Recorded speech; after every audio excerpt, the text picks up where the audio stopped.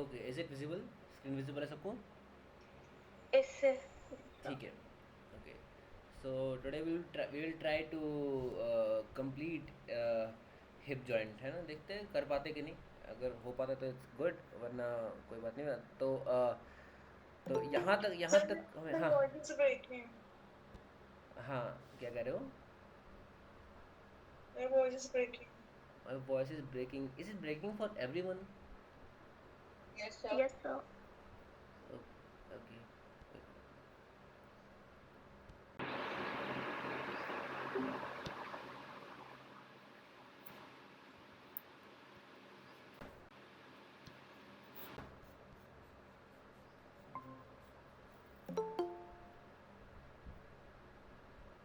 Is it better now?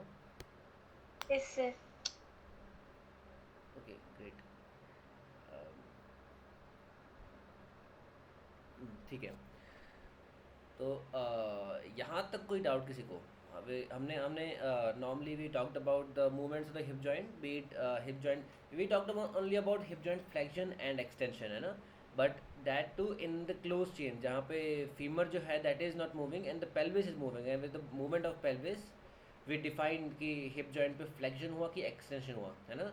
And इससे पहले का तो वी नो कि ड्यूरिंग फॉरवर्ड बेंडिंग और ड्यूरिंग बैकवर्ड बेंडिंग, मतलब पेल्विस पे कौन सी मूवमेंट होगी, मतलब when the person is in standing position and when the person is in supine lying और प्रोड लाइंग पोजीशन, उस केस में पेल्विस पे कौन सी मूवमेंट होगी, है ना? तो यहाँ तक आई होप कोई डाउट नहीं है। आगे बढ़े? इससे ठीक है।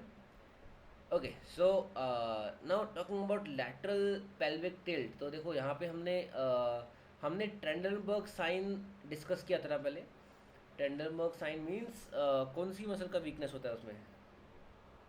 ग्लूटियस मीडियस ग्लूटियस, हाँ, ग्लूटियस मीडियस। बायलैटरल स्टांस में कि यूनिलैटरल स्टांस में? यूनिलेटरल यूनिलैटरल स्टांस में। और uni gluteus, okay, and gluteus medius कौन से साइड का? यूनिलैटरल स्टांस, मतलब वेट बेयरिंग लेग की non weight bearing leg? Weight bearing leg weight bearing leg, है ना? हाँ, वेट बेयरिंग लेग होगा। लेट्स से अगर ये पर्सन जो है ये अपना लेफ्ट लेग के ऊपर यूनिलैटरल स्टांस में खड़ा है, राइट लेग अगर इसने लिफ्ट किया हुआ है, तो in that case because of gravity pelvis left right side से ड्रॉप कर जाना चाहिए था, बट उसको ड्रॉप करने से रोक रहा है हमारा यूनिलैटरल स्टांस का वेट बेयरिंग वाला जो हिप एबडक्टर है, एंड वो पेल्विस को न्यूट्रल पोजीशन में रख रहा है। ठीक है, ये तो हमें पता है। And if there is any weakness of the hip abductor, in that case pelvis on the opposite side, or you can say on the non weight bearing side, it will drop, and that is called as Trendelenburg sign. Okay, अब यहाँ पे basically ये चीज़ बताई गई है कि हम, जैसे लेट्स से आपके पास कोई पेशेंट आता है, आप उसको यूनिलैटरल स्टांस में खड़े होने के लिए बोलते हो, तो हाउ कैन वी डिफाइन कि हम पेल्विक टिल्ट किस तरह से बोलते हैं, मतलब लैटरल पेल्विक टिल्ट हम किस तरह से डिफाइन करते हैं कि इस केस में लेफ्ट साइड, लेट्स से ये राइट साइड है, ये लेफ्ट साइड है, तो लेफ्ट साइड पेल्विक ड्रॉप हो रहा है या राइट साइड पेल्विक हाइक हो रहा है, ये कैसे हमें हमें हम डिफाइन कर सकते हैं? तो इसके लिए सिंपली जस्ट रिमेंबर कि जैसे हमने ट्रेंडनबर्ग साइन में देखा, उसी तरह से यहाँ पे भी है कि यूनिलैटरल, ऑफ कोर्स सबसे पहले हम लैटरल पेल्विक टिल्ट की बात करेंगे यूनिलैटरल स्टांस में, है ना? मतलब यूनिलैटरल स्टांस जब होगा पर्सन का, in that case we can talk about lateral pelvic tilt. And उस केस में जिस लेग के ऊपर पर्सन वेट बेयर कर रहा है यूनिलैटरल स्टांस में, उसके अपोजिट या उसके कॉन्ट्रालैटरल साइड पे पेल्विस जिस तरह की पोजीशन में जा रहा होता है, अगर पेल्विस उसके कॉन्ट्रोलेटरल साइड पे अप हाइक हो रहा है, तो in that case we can say there is right hip hiking, और you can say right side pelvic hiking around left hip joint. ये लेफ्ट साइड है, ये राइट साइड है। तो in this case we can say, यहाँ पे person left leg के ऊपर यूनिलैटरल स्टांस में है, तो here we can say that there is right side pelvic hike और right side hip hike around around left side hip joint, और you can say around weight bearing hip joint. सबको ये बात समझ आई कि नहीं? ऐसे ही हम यहाँ पे बोल सकते हैं, here again person is bearing weight on the left leg, and here we can say there is right side pelvic drop around left unilateral stance weight bearing leg, or you can say around left hip joint. यहाँ तक कोई doubt किसी को? No sir ठीक है, okay. अब अगर जैसे हमने कल भी डिस्कस किया था, अगर हम यहाँ पे देखना चाहते थे कि कि ऑफ कोर्स अगर हम ओके हम अगर इस हिप जॉइंट की बात करते हैं, मतलब वेट बेयरिंग वाले हिप जॉइंट की बात करते हैं, तो इस केस में अगर यहाँ पे राइट साइड पेल्विक हाइक हो रहा है तो लेफ्ट हिप जॉइंट के अराउंड कौन सा मूवमेंट होना चाहिए, हिप एबडक्शन की हिप एडक्शन? यहाँ पे हमें क्या होता हुआ दिख रहा है? Hip abduction. Hip hip abduction है ना। इट मीन्स कि जैसे हमने हमने यहाँ पे भी देखा था ना, जैसे हम फ्लेक्शन एक्सटेंशन की बात कर रहे थे, तो चाहे नॉन वेट बेरिंग या ओपन चेन में हमारा फीमर का शाफ्ट प्यूबिक सिम्फाइसिस की तरफ मूव करे, वो भी हमारा हिप फ्लेक्शन है। या फिर हम कह सकते हैं कि क्लोज चेन या फिर वेट बेरिंग में हमारा पेल्विस जो है वो एंटीरियर टिल्ट में जाए एंड उस केस में pubic symphysis shaft of femur की तरफ आए, तो उसको भी हम हिप जॉइंट फ्लेक्शन बोलेंगे। ऐसे ही here also we can see कि नॉन वेट बेरिंग में अगर शाफ्ट ऑफ, और सिंपली हम जीटी को ऐसे रेफरेंस पॉइंट ले लेते हैं, तो GT moves towards the iliac crest, तो in that case also we can call it as abduction, और you can say iliac crest moves towards the GT, उसको भी हम हिप एबडक्शन ही बोलेंगे, है ना। बट हेयर वी कैन से इसको अगर हमें नॉमेनक्लेचर अगर हम इसका करना है तो in that case we can say there is right side pelvic hiking around left hip joint, and around left hip joint हम क्यों बोल रहे हैं, बिकॉज उसके ऊपर हम वेट बेयर कर रहे हैं। तभी यहाँ पे ये एरो दिखा के इसको क्रॉस दिखाने का यही इनका रीज़न है कि यहाँ पे अगर आपको डिफाइन करना है इस पर्टिकुलर कंडीशन को या इस पर्टिकुलर पोजीशन को, तो इन डैट केस आप right hip joint right hip hiking बोलोगे, लेफ्ट पेल्विक ड्रॉप नहीं बोलोगे इस केस में, ठीक है। इस तरह से हमें हमें डिफाइन करना होता है, ठीक है। एंड ऑफ कोर्स इस पर्सन को अगर आप राइट लेग के ऊपर यूनिलैटरल स्टांस में अगर आप लेकर आते हो, कीपिंग इन माइंड कि बाकी सब स्ट्रक्चर्स इस पर्सन के ठीक काम कर रहे हैं, सिर्फ यहाँ का हिप एबडक्टर ही काम नहीं कर रहा ठीक से, तो इन डैट केस हम देख सकते हैं राइट हिप जॉइंट के ऊपर जब ये पर्सन यूनिलैटरल स्टांस में खड़ा होगा उस केस में कोई इशू नहीं होगा, उस केस में पेल्विस जो होगा वो अपना नॉर्मल प्लेसमेंट पोजीशन में होगा। लेकिन जब ये पर्सन लेफ्ट लेग के ऊपर यूनिलैटरल स्टांस में वेट बेयर करेगा उस केस में वी कैन से कि यहाँ पे हमें इस तरह की प्लेसमेंट देखने को मिलेगी पेल्विस की, जहाँ पर राइट साइड पेल्विक हाइकिंग होगी, ठीक है। एंड यहाँ पे सेम तरह से अगर हम यहाँ पे देख सकते हैं तो यहाँ पे लेफ्ट, अगर ये पर्सन लेफ्ट लेग के ऊपर यूनिलैटरल स्टांस में वेट बेयर कर रहा है, इन दैट केस कौन सा मूवमेंट हो रहा है यहाँ पे around left hip joint, adduction की एबडक्शन? Adduction हो रहा है. एडक्शन हो रहा है ना, बिकॉज एडक्शन इसलिए हो रहा है बिकॉज एडक्शन अगर हमें डिफाइन करना है in that case we can say shaft of femur moving towards pubic symphysis, और you can say pubic symphysis moving towards shaft of femur. ये कोई डिफाइन नहीं है कि प्यूबिक सिम्फाइसिस, सबको इस बात समझ आ रही है ना, मैं एज अ रेफरेंस पॉइंट लेके बता रहा हूँ, ठीक है। यहाँ पे देखो, अगर आप बुक की डेफिनेशन में देखोगे ना तो बुक में उन्होंने किस तरह से समझाया है, ये बेसिकली एक लाइन इन्होंने ऐसे बनाई between both the iliac wings, and दूसरा लाइन इन्होंने फीमर के थ्रू निकाला है, एंड उसके बाद इस एंगल की बात करी है, यहाँ पे इन्होंने बोला है कि if standing on the left leg and right leg lifted, ठीक है, एंड ड्रॉप्स, जैसे ये इस वाले केस की बात की जा रही है, and drops the right pelvis इस वाले केस में, तो in that case we will see कि left hip joint is adducted, left hip joint is adducted, जैसे आपने बताया अभी एडक्शन हो रहा है बिकॉज मीडियल एंगल, इसको मीडियल एंगल बताया गया है, मीडियल एंगल डिक्रीजेस, तो इस तरह से आप समझ लो ये मीडियल एंगल डिक्रीज हो रहा है, या एज अ रेफरेंस पॉइंट लेके चलो कि ये इसके पास आ रहा है या फिर ये इसके पास आ रहा है, दोनों को हम एडक्शन बोलेंगे, या फिर दोनों स्ट्रक्चर्स एक दूसरे से दूर जा रहे हैं उसको हम एबडक्शन बोलेंगे, ठीक है। तो इस तरह से किसी भी तरह से आप समझ सकते हो, बट बेसिकली हमारा कंसेप्ट क्लियर होना चाहिए कि यहाँ पे इवेंचुअली एडक्शन हो रहा है कि एबडक्शन हो रहा है, ओके। अब इतना हमें समझ आ गया कि यहाँ पे इस केस में अगर हम देखते हैं तो यहाँ पे राइट साइड पेल्विक हाइक है, लेफ्ट हिप जॉइंट के around there is abduction, okay. And इसको हम डिफाइन करेंगे as right pelvic hiking, not as left pelvic drop. अब यहाँ पे अगर हमें इतना समझ आया कि लेफ्ट हिप जॉइंट के अराउंड देयर इज एबडक्शन, तो राइट हिप जॉइंट के अराउंड क्या होना चाहिए,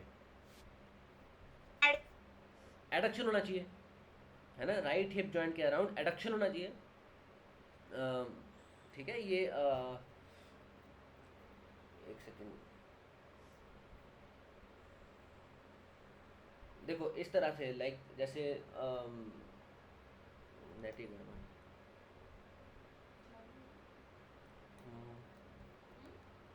मैंने वाईफाई वो वीडियो ऑन किया ना,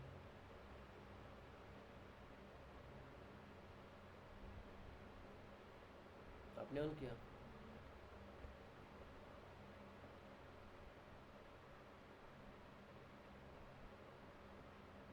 चेंज करूँ कि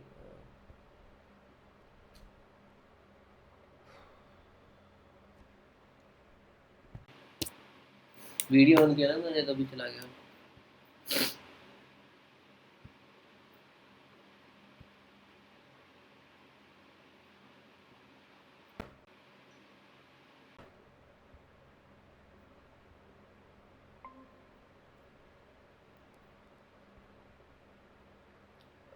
Am I audible?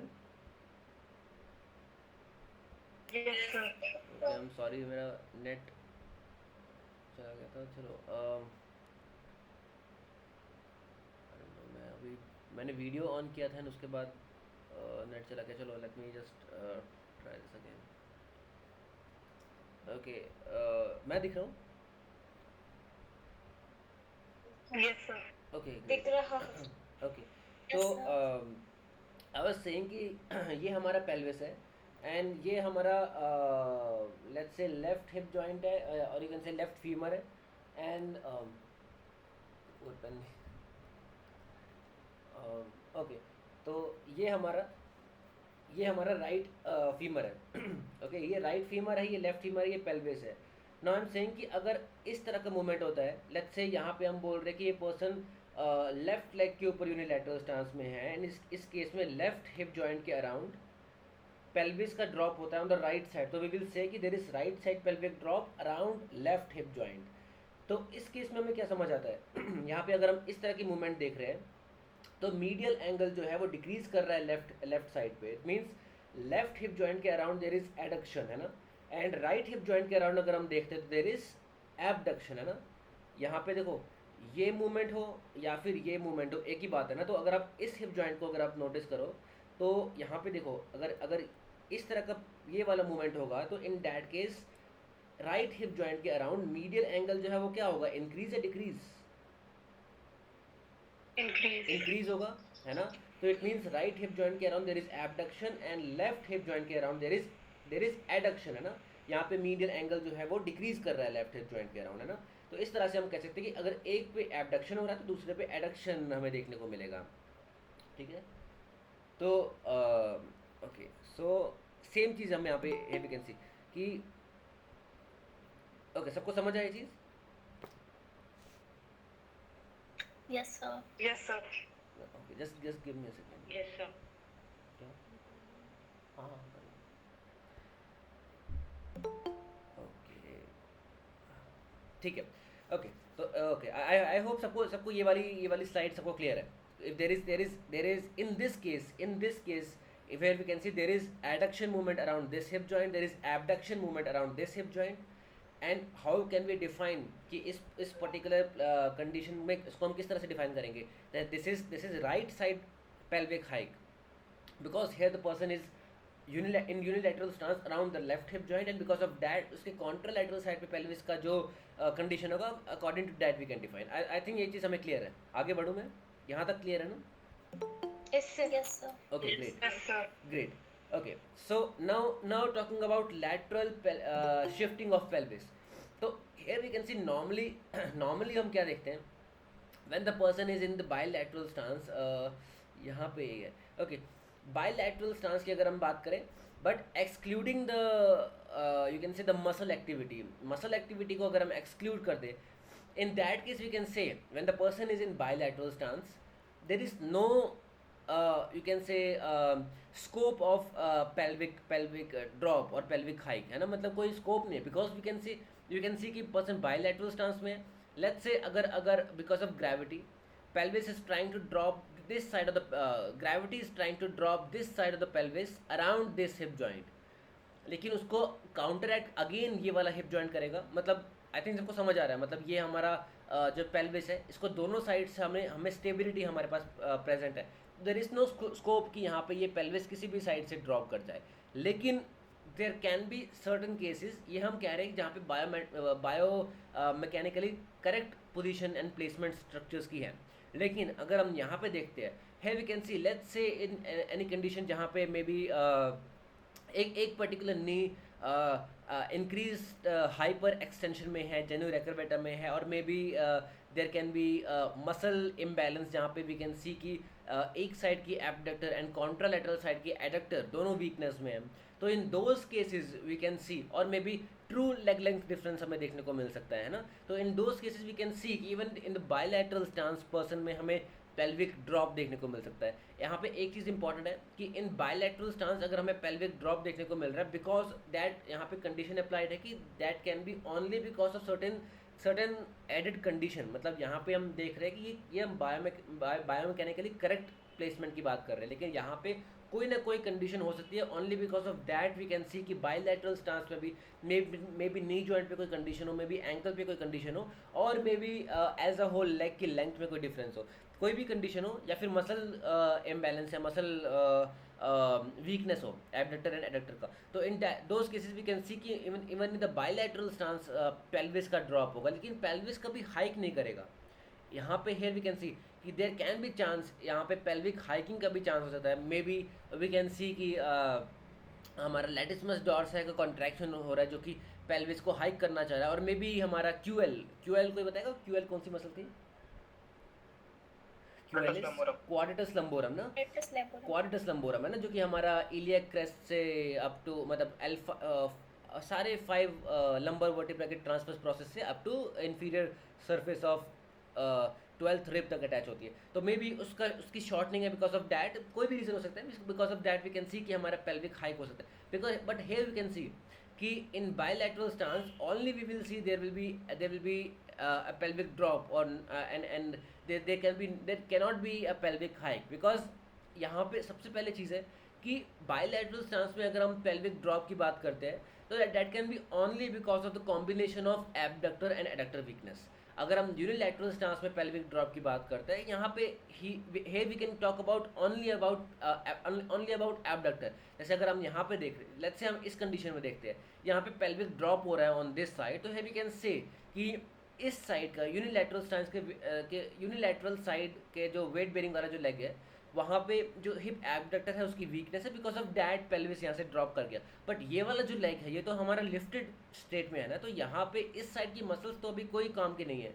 मतलब राइट लेग जो है, राइट लेग की एडक्टर मसल्स की अगर हम बात करते हैं, कोई भी मसल की बात करते हैं, उसका अभी कोई सिग्निफिकेंस नहीं है, बिकॉज अभी तो हमने इस लेग को लिफ्ट किया हुआ है। But in this case we can see कि हमारा दोनों लेग जो है वो मतलब वेट बेरिंग प्लेसमेंट में है। तो in that case we can see कि along with abductor, बिकॉज अगर हम यहाँ पे देखते हैं there is pelvic drop around right hip joint on the left side, तो here we can see कि there is abductor weakness on the right side and adductor weakness as well on the contralateral side, or you can say on the another side, on the opposite side, ठीक है। तो इस case में जहाँ पे bilateral stance में अगर हमें पेल्विक ड्रॉप देखने को मिलता है, in that case abductor and adductor दोनों की वीकनेस होगी। इन दैट केस दोनों की यू कैन से वीकनेस की वजह से हमें पेल्विक ड्रॉप देखने को मिल सकता है। Because of that now eventually यहाँ पे तो नॉर्मली सिंपल हमने देखा कि हमने लेग को लिफ्ट किया हुआ है, तो इन दैट केस या फिर जैसे यहाँ पे लेग को लिफ्ट किया हुआ है, तो इन दैट केस पेल्विस के पास काफ़ी रूम है कि वो ईजिली ड्रॉप कर सकता है। लेकिन इस केस में वी कैन सी कि दोनों लेग जो है वो वेट बेरिंग में है, तो इवन दो पेल्विस जो है हमारा ड्रॉप में जा रहा है, लेकिन स्टिल पेल्विस को इतना सफिशिएंट रूम नहीं मिलेगा, इतना सफिशिएंट स्पेस नहीं मिलेगा ना कि वो सफिशिएंटली ड्रॉप कर सके। तो in response to that we see कि पेल्विस जो है as a whole laterally shift कर जाता है। मतलब इसको मैं इस तरह से दिखाता हूँ कि जैसे यहाँ पे हम देखते हैं कि पेल्विस जैसे लेट्स से यहाँ पे मैं यूनिलैटरल स्टांस में हूँ, इस केस में पेल्विस के पास काफ़ी स्पेस है। लेट्स से अगर यहाँ पे एबडक्टर वीकनेस है, तो इस केस में पेल्विस के पास काफ़ी स्पेस है कि वो इजीली हमारा ड्रॉप कर सके। लेकिन लेट्स से अगर यहाँ पे मैं दूसरा लेग भी वेट बेयर कर रहा हूँ, मे बी लेग लेंथ में डिफरेंस है, कुछ है, अब यहाँ पे पेल्विस जो है वो ड्रॉप करना चाह रहा है बिकॉज इस साइड की एडक्टर वीकनेस है एंड इस साइड की एबडक्टर वीकनेस है। तो in that case pelvis drop तो करना चाहेगा, लेकिन वो लैटरली शिफ्ट कर जाएगा। लैटरली शिफ्ट करेगा किस तरफ? जिस तरफ एबडक्टर की वीकनेस होगी उस तरफ लैटरली शिफ्ट करेगा एज अ कंपनसेशन किस लिए? ताकि क्योंकि पेल्विस को कहीं ना कहीं तो मूव करना ही है ना, कहीं मूव करने के लिए पेल्विस को स्पेस चाहिए। अब ऑफ कोर्स यहाँ पे अगर ड्रॉप करने के लिए स्पेस नहीं मिल रहा है, बिकॉज अगेन ये वाला लेग जो है ये भी हमारा वेट बेयर कर रहा है, तो in that case we will see there will be a lateral shifting of the pelvis as a whole, ठीक है। तो that is called as lateral shift of pelvis। lateral shift of pelvis हमें bilateral stance में देखने को मिलेगा, but there has to be any added deformity and in this case bilateral stance में भी हमें पेल्विस ड्रॉप देखने को मिल रहा है, and that can be because of abductor as well as adductor on the contralateral side. दोनों की वीकनेस की वजह से ही we can talk about lateral shifting of the pelvis. ठीक है, सबको क्लियर हुआ ये चीज़? ठीक है, Yes, sir. okay. Now talking about this thing, that is the pelvic rotation. Okay, ये भी बड़ा important है। अभी तक हमने बात करी, we have talked about anterior and posterior tilting of pelvis. उसके बाद we talked about the lateral tilting of pelvis in unilateral stance and in the bilateral stance as well. Then now we are supposed to talk about the rotation of pelvis, because जब हम चलने के time पे तो of course pelvis कि एक तो हम जो बाकी मूवमेंट्स की बात करते हैं, lateral tilting, anterior posterior tilting, वो तो ठीक है, लेकिन अगर हम इसको सुपीरियर व्यू से देखें या फिर अगर हम ट्रांसवर्स प्लेन के अलोंग अगर हम मूवमेंट देखते हैं पेल्विस का, तो in that case of course we can say कि पेल्विस का वर्टिकल एक्सिस के अराउंड भी तो रोटेशन होगा ना। लेट्स से अगर हम इस केस में देख रहे हैं तो यहाँ पे ये जो पेल्विस है, first of all here we can say कि ये हमारा लेफ्ट साइड ऑफ पेल्विस है, ये हमारा राइट साइड ऑफ पेल्विस है। तो in this case we can say कि सबसे पहले इस पर्सन ने अपने लेफ्ट लेग को लिफ्ट करके यहाँ पे प्लेस किया, तो यहाँ पे ये दिखाया हुआ है, this is the head of femur and this is the greater trochanter of femur. ठीक है, यहाँ से यहाँ की तरफ मूव किया। अभी हम देखते हैं ये चीज़ क्या है। ठीक है, एंड राइट हिप जॉइंट ये है। ठीक है, राइट हिप जॉइंट का यू कैन से head of femur and GT of femur. ठीक है, तो ये लेफ्ट साइड है, ये राइट साइड है। यहाँ तक सबको समझ आया? ये पेल्विस दिखाया गया है, ये लेफ्ट साइड है, ये राइट साइड है। नाउ वी कैन से कि इस यहाँ से मतलब इस वाली पोजीशन से up to this particular position can we say कि हमारा राइट लेग जो है हमने लिफ्ट करके आगे प्लेस किया है, एंड लेफ्ट लेग जो है वो अभी हमारा स्टेबल स्टैटिक पोजीशन में ही है, जहाँ पे था वहाँ का वहाँ पे ही है। ये हम कह सकते हैं कि नहीं कह सकते?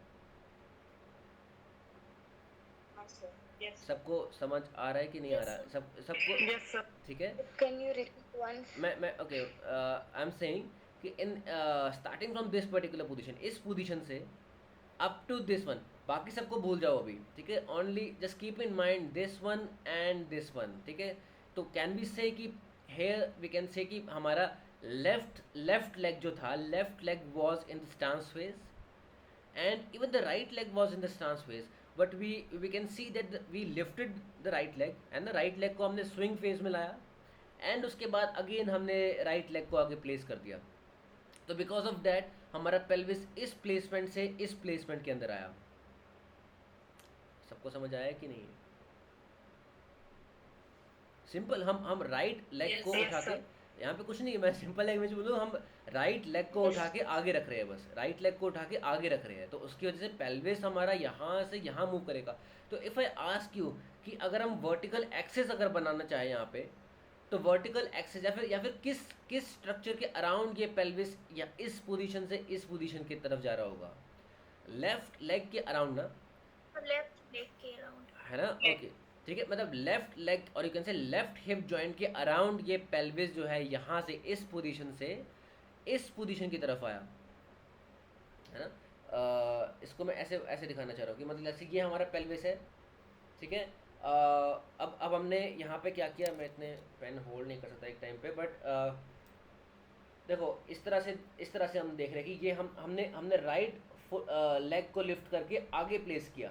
ठीक है, तो राइट लेग को लिफ्ट करके आगे प्लेस किया, तो उस केस में राइट साइड ऑफ पेल्विस जो है वो आगे की तरफ रोटेट किया ना, अराउंड कौन सा hip joint? Around left hip joint ना।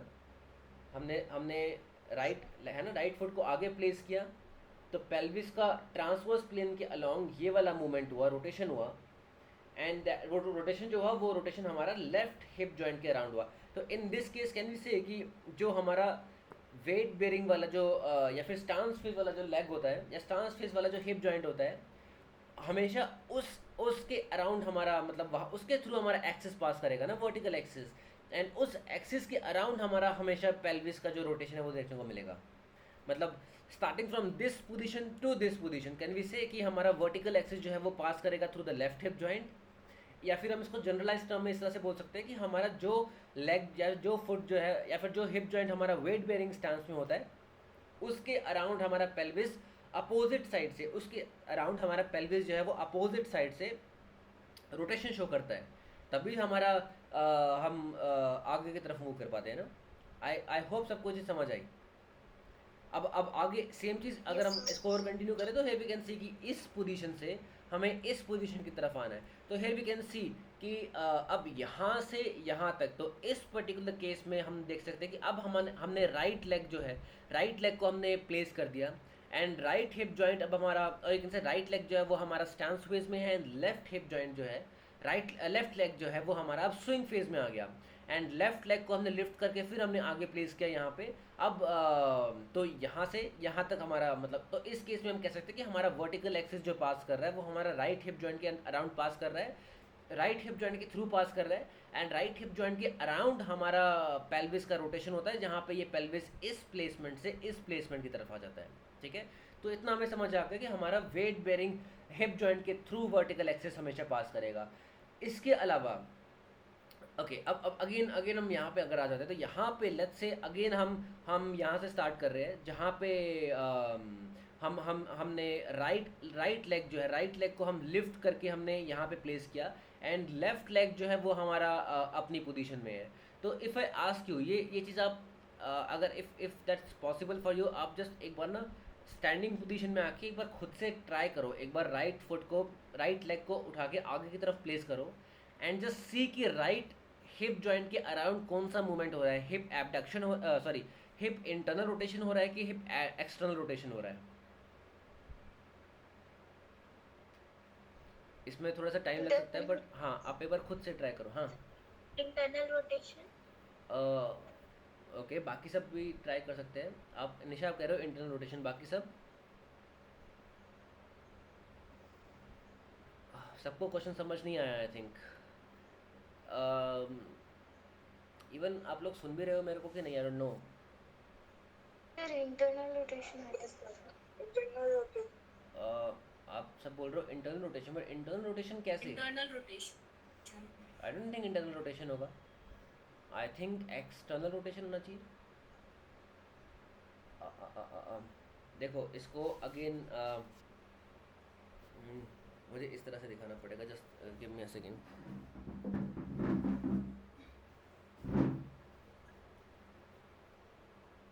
देखो आई एम सेइंग कि राइट लेग जो है, राइट लेग मैंने आगे प्लेस किया, ठीक है, तो इस केस में पेल्विस, राइट साइड का जो पेल्विस है वो मेरा इस तरफ मूव किया है ना, राइट साइड का जो पेल्विस है वो इस तरफ रोटेट किया अराउंड लेफ्ट हिप जॉइंट। इतना सबको समझ आया है ना? राइट साइड का पेल्विस आगे की तरफ मूव किया अराउंड हिप जॉइंट। लेकिन जो मेरे, अगर आप टोज को लेके चलो, टोज तो मेरा आगे की तरफ फेस कर रहा है ना, फ्रंट, तो इन दैट केस अगर मेरा पेल्विस जो है वो अंदर की तरफ, पेल्विस अंदर की तरफ मूव किया, लेकिन जो टोज है वो तो सीधे सामने की तरफ फेस कर रहे हैं, तो इन दैट केस हम बोल सकते हैं कि चाहे हमारा हेड ऑफ फीमर जो है वो बाहर की तरफ मूव करे या फिर पेल्विस जो है वो हमारा अंदर की तरफ मूव करे, दोनों को तो हम लैटरल रोटेशन ही बोलेंगे ना। ये सबको समझ आया कि नहीं? ठीक है, देखो मैं ये चीज़ बोल रहा हूँ कि देखो मैं ये चीज़ बोल रहा हूँ कि यहाँ पे अगेन हमने राइट लेग को उठा के आगे प्लेस किया है, ठीक है, तो इस केस में राइट साइड का पेल्विस जो है वो तो आगे की तरफ रोटेट किया, ठीक है, अराउंड लेफ्ट हिप जॉइंट। लेकिन हमारे, अगर हम टोज को लेके चले, टोज तो आगे की तरफ फेस कर रहे हैं ना, सीधा फ्रंट, आगे सामने की तरफ फेस कर रहे हैं, तो इन डैट केस ये वाला मूवमेंट अगर मैं आपको बोलता हूँ कि ये वाला, देखो ये हिप जॉइंट है, ये हमारा राइट फीमर है, तो इन डैट केस ये वाला मूवमेंट हुआ। अब देखो अगर मैं आपको बोलूँ कि ये वाला मूवमेंट है तो इसको आप बोलोगे एक्सटर्नल रोटेशन है ना, ये हमारा फीमर जो है ये बाहर की तरफ मूव करता है, इसको आप एक्सटर्नल रोटेशन बोलेंगे। लेकिन अगर हम बोले कि ये वाली मूवमेंट हो रही है, इसको भी तो हम एक्सटर्नल रोटेशन ही तो बोलेंगे हिप जॉइंट का, ये हो या फिर ये हो, एक ही तो बात है कि नहीं? आई नो ये समझने में थोड़ा सा टाइम लगेगा, ठीक है, इसमें ये लास्ट वाला एक बार आप ओके मैं फिर से समझाता हूँ। देखो यहाँ पे ना इसको आप एज अ, जो ये पेन का जो ये वाला पार्ट है ना, इसको आप एज अ ग्रेटेड ट्रोकेंटर लेके चलो, ठीक है। अब हम देख रहे हैं कि ये ग्रेटेड ट्रोकेंटर जो है वो हमारा इस तरफ मूव कर रहा है, ठीक है, वो हमारा मतलब से ये हमारा इस तरफ फेस कर रहा था, ये हमारा बाहर की तरफ, पता नहीं सबको विजिबल है कि नहीं, ये हमारा बाहर की तरफ मूव कर रहा है, इसको हम क्या बोलेंगे? एक्सटर्नल रोटेशन ना। यहाँ से यहाँ तक बाहर की तरफ मूव किया, इसको हमने एक्सटर्नल रोटेशन बोला।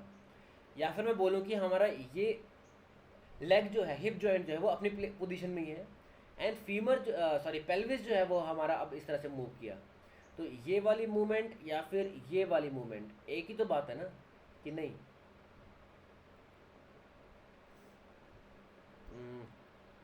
आई पेल्विस डोंट नो तो सबको समझ मतलब अगर हम्म आगे पैर रख रहे हैं अपन, हम्म हम्म तो आगे की मूव कर रहा है, तो ग्रेटर टोकेंटर भी अंदर की तरफ जाना चाहिए। नहीं नहीं नहीं, ग्रेटर ट्रोकेंटर अंदर की तरफ क्यों फेस करेगा? ग्रेटर ट्रोकेंटर तो बाहर की तरफ देखो। अब इवन अब टोज को लेके चलो, टोज जो है, फुट के टोज जो है वो तो फ्रंट की तरफ फेस करते हैं ना। चाहे हम आगे की तरफ पेल्विस अगर अगर मतलब हमारा पेल्विस जो है वो आगे की तरफ मूव करता है, इन डैट केस टोज जो है, टोज तो सीधा सामने की तरफ ही फेस करते हैं ना, टोज तो कभी अंदर की तरफ नहीं जाते। नॉर्मल मूवमेंट की मैं बात कर रहा हूँ। टोज कभी अंदर की तरफ तो नहीं जाते ना, टोज तो हमेशा सामने की तरफ ही फेस करते हैं। तो जस्ट रिमेंबर कि टोज अगर सामने की तरफ फेस कर रहे हैं, तो अगर मैं बोलूँ कि पैर की मूवमेंट बाहर की तरफ हो या फिर पेल्विस की मूवमेंट इस तरफ हो, दोनों एक ही बात बोलेंगे ना। मैं देखो मैं इसकी बात कर रहा हूँ, अगर हम यहाँ से वर्टिकल एक्सिस पास करें, वर्टिकल एक्सिस के अराउंड ये वाली मूवमेंट हो या फिर ये वाली मूवमेंट हो, दोनों को हम एक ही बात बोलेंगे ना, मतलब दोनों एक ही तो बात है। या फिर इसको अगर मैं एज अ रेफरेंस लेके अगर आपको बताऊँ, तो अगेन रेफरेंस पॉइंट हम क्या ले सकते हैं, मतलब लेट्स से हमारा पेल्विस, ओके, लेट्स से हमारा यहाँ पीछे की तरफ ये हमारा पेल्विस है, यहाँ पे हमारा सैक्रम प्रेजेंट है, सैक्रम, ठीक है, यहाँ पे या फिर हम कह सकते हैं यहाँ पे हमारा ओके, यहाँ पे सैक्रल रीजन हमारा प्रेजेंट है, ठीक है। अब जस्ट आई एम सेइंग कि ये हमारा ये सैक्रम प्रेजेंट है। अब यहाँ पे ये हमारा ग्रेटर ट्रोकेंटर है। अब ग्रेटर ट्रोकेंटर बाहर की तरफ मूव करके सैक्रम की तरफ जाना चाह रहा है, पीछे की तरफ। या फिर हमारा पेल्विस का रोटेशन इस तरह से होता है जहाँ पे सैक्रम जीटी की तरफ आना चाह रहा है। देखो सैक्रम जो है वो जीटी की तरफ आए, ये थंब जो है वो सैक्रम लेके चलो आप, ठीक है, थंब जो है वो सैक्रम है। अब सैक्रम जो है वो जीटी की तरफ मूव करे या फिर जीटी जो है वो सैक्रम की तरफ मूव करे, एक ही तो बात है, दोनों को तो हम लैटरल रोटेशन ही तो बोलेंगे ना। या फिर ये भी छोड़ दो। आप सब में से किस किस ने मोमेंट ट्राई करके देखी, ये वाली जो मैंने अभी जो करके दिखाया मूवमेंट, आप में से किस किस ने करके देखा? अगर नहीं करके देखा तो जस्ट एक बार आप ट्राई करो खुद से। एक बार आप स्टैंडिंग पोजीशन में आओ, एंड उसके बाद एक बार आप राइट लेग को आगे प्लेस करो। आई डोंट नो कौन कौन कर रहा है, जिस गिव में यस अगर आप कर रहे हो, जो जो कर रहा है एक बार आप यस बोल दो। Yes sir. निशा आप सर कर रहे पैर तो अंदर आ रहा है ना करते हुए। हो? पैर कैसे अंदर आ रहा है? पैर हम्म, देखो मैं अगेन इसे दिखा देता हूँ। देखो मैं ये कह रहा हूँ कि देखो अब आप, अगर मैं जीटी के ऊपर हाथ रखता हूँ, देखो मैंने I don't know, मैं किस तरह से इसको दिखाऊँ। ओके, मैं ये कह रहा हूँ कि राइट लेग में आगे प्लेस करता हूँ, तो इतना तो हमें समझ आएगा, पेल्विस राइट साइड का जो पेल्विस है वो हमारा ये वाले मूवमेंट में जाएगा, मतलब राइट वाला जो पेल्विस है वो हमारा इस तरफ मूव करेगा अराउंड लेफ्ट हिप जॉइंट, इसमें तो कोई इशू नहीं है ना। पेल्विस जो है वो हमारा इस तरह से मूव करेगा जब मैं राइट फुट को आगे प्लेस करता हूँ। देखो राइट हाथ जो है, राइट वाला जो इलियक क्रेस्ट है वो हमारे आगे की तरफ मूव किया है ना, इतना तो हमें क्लियर है। लेकिन अब अगर मैं राइट हिप जॉइंट की बात करूँ, मेरी टोस तो सीधा फेस करेगा ना, टोस तो सामने की तरफ ही फेस करेंगे। टोस कौन सा अंदर की तरफ जाएगा? पैर तो अंदर की तरफ नहीं जाएगा ना, पैर तो सामने की तरफ ही फेस करेगा। ये सबको समझ आ रहा है कि नहीं? पैर तो सामने की तरफ फेस करेगा ना, ठीक है। अब यस इसमें सर। है ना, तो अब यहाँ पे अब अगर एक हाथ अगर मैं इलियक क्रेस्ट के ऊपर रखूँ और दूसरा अगर मैं लेट्स से फीमेल की तरफ रखता हूँ, तो देखो ये वाली मूवमेंट हो रही है। अगर मैं अगर करके दिखाऊँ तो ये वाली मूवमेंट है जहाँ पे पेल्विस जो है वो मेरा अंदर की तरफ गया और जो फीमर है वो मेरा बाहर की तरफ मूवमेंट हुआ, है ना। तो इट मीन्स कि फीमर की मूवमेंट बाहर की तरफ या पेल्विस की मूवमेंट अंदर की तरफ, एक ही बात है ना। देखो ये वाली मूवमेंट हो रही है, जो टोज है, टोज में सामने प्लेस कर रहा हूँ, है ना। अगेन अगर आपको दिखाऊँ, ये मेरा फीमर है, ये मेरा पेल्विस है, और अगर मैं आगे प्लेस करता हूँ तो ये मूवमेंट है। देखो दोनों के बीच में डिस्टेंस इंक्रीज हो रहा है, डिस्टेंस दोनों के बीच में इंक्रीज हो रहा है, ठीक है। फीमर मेरा बाहर की तरफ मूव कर रहा है एंड पेल्विस जो है वो मेरा अंदर की तरफ मूव कर रहा है, ठीक है। ये वाली मूवमेंट हो रही है। सबको समझ आया कि नहीं आया?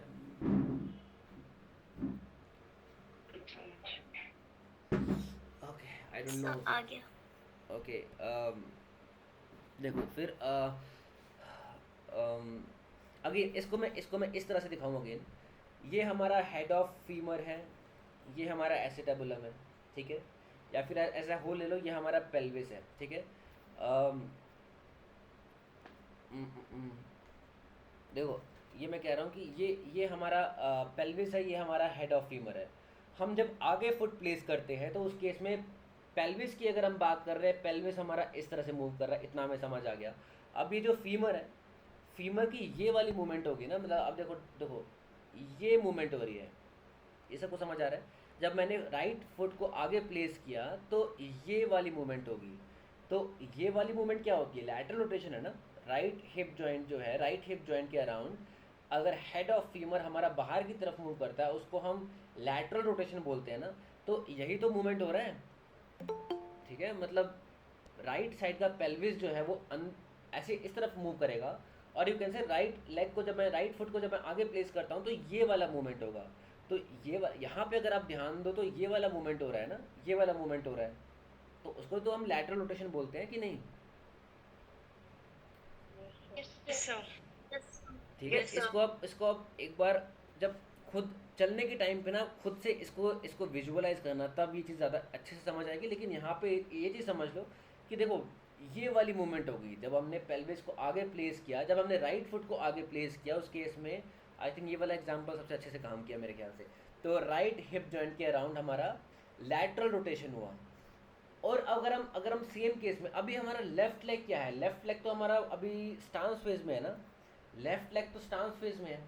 तभी तो लेफ्ट हिप जॉइंट के अराउंड हमारा पेल्विस राइट साइड से मूव कर रहा है। जब हम राइट फुट को आगे प्लेस करते हैं, पेल्विस की मूवमेंट ये वाली होती है ना, पेल्विस की मूवमेंट ये वाली है। इट मीन्स ये वाली मूवमेंट ऑफ पेल्विस जो है वो हमारी लेफ्ट हिप जॉइंट के अराउंड हो रही है, जहाँ पे राइट साइड का पेल्विस जो है वो आगे की तरफ मूव कर रहा है।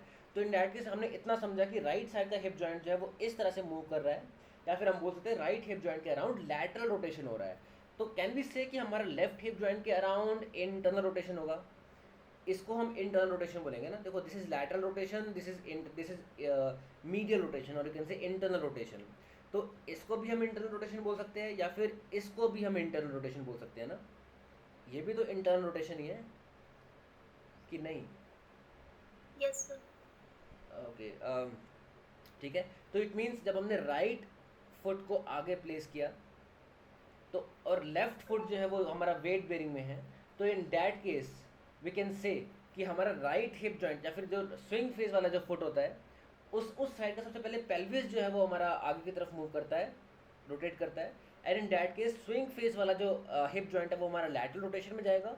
And in the same case we will see कि हमारा वेट बेरिंग वाला जो हिप जॉइंट है वो हमारा इंटरनल रोटेशन में जाएगा।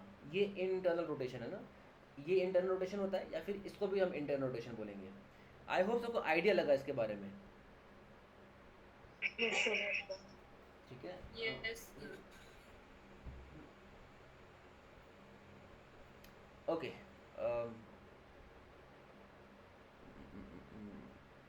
ठीक है।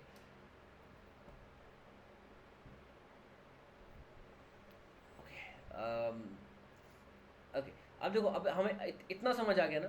तो इट मीन्स अगेन इसको मैं एक बार अगर रिकैप करता हूँ तो आई कैन से कि अगर मैं आपसे पूछता हूँ कि लेट्स से मैं लेफ्ट फुट को आगे प्लेस करता हूँ, राइट फुट जो है वो मेरा स्टेबल है, एंड लेफ्ट फुट को उठा के मैं आगे प्लेस कर रहा हूँ। तो इन दैट केस सबसे पहले पेल्विस पे कौन सी मूवमेंट होगी? अगर मैं लेफ्ट फुट को आगे प्लेस करता हूँ, इन दैट केस ये लेफ्ट साइड है, ये राइट साइड है, पेल्विस पे कौन सी मूवमेंट होगी? ये वाली मूवमेंट होगी ना। राइट हिप जॉइंट के around left side of pelvis जो है वो आगे की तरफ मूव करेगा। यहाँ तक कोई डाउट है? No, sir. नहीं ना। ओके, हाँ. एंड इन दिस केस जहाँ पे पेल्विस का ये वाला मूवमेंट हो रहा है, राइट हिप जॉइंट स्टेबल है, लेफ्ट हिप जॉइंट के अराउंड कौन सा? ये वाला मूवमेंट होगा, या फिर हम कह सकते हैं कि लेफ्ट हिप जॉइंट के अराउंड लैटरल रोटेशन होगा, एंड राइट हिप जॉइंट के अराउंड इंटरनल रोटेशन होगा, Internal rotation. इंटरनल रोटेशन होगा, ठीक है। सबको समझ आ गया। इसी को उल्टा कर दो, जब हम बैकवर्ड वॉकिंग कर रहे हैं तो उस केस में क्या होगा, उस केस में पेल्विस इस तरफ मूव करेगा, मेरा राइट फुट जो है वो स्टेबल है एंड मैं लेफ्ट फुट को उठा के पीछे की तरफ रख रहा हूँ अब, ठीक है।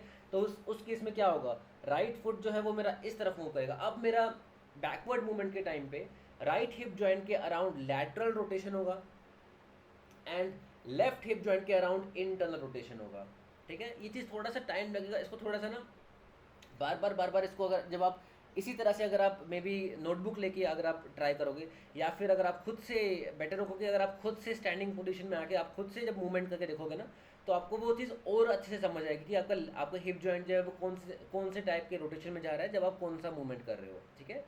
तो इतना हमें समझ आ गया कि forward movement and backward movement के टाइम पे लेट्स से अगर हम इस केस में बात करते हैं, तो अभी ये पर्सन राइट हिप जॉइंट को उठा के आगे की तरफ रखना चाह रहा है, तो in that case right leg जो है वो स्विंग फेज में है, तो in this case right hip joint जो है वो हमारा लैटरल रोटेशन में जाएगा एंड लेफ्ट हिप जॉइंट जो है वो हमारा इंटरनल रोटेशन में जाएगा। इसको दिखाने के लिए इन्होंने इस तरह से भी दिखाया, देखो राइट जीटी जो है, देखो यहाँ से यहाँ इन्होंने रखा, तो जीटी जो था वो उसका वो यहाँ का यहाँ पे था, लेकिन अब एक्चुअली जब हमने लेग प्लेस किया, फुट प्लेस किया, उस केस में जीटी जो है वो हमारा कहीं पीछे की तरफ आ गया, उसको तो हम लैटरल रोटेशन ही बोलेंगे ना।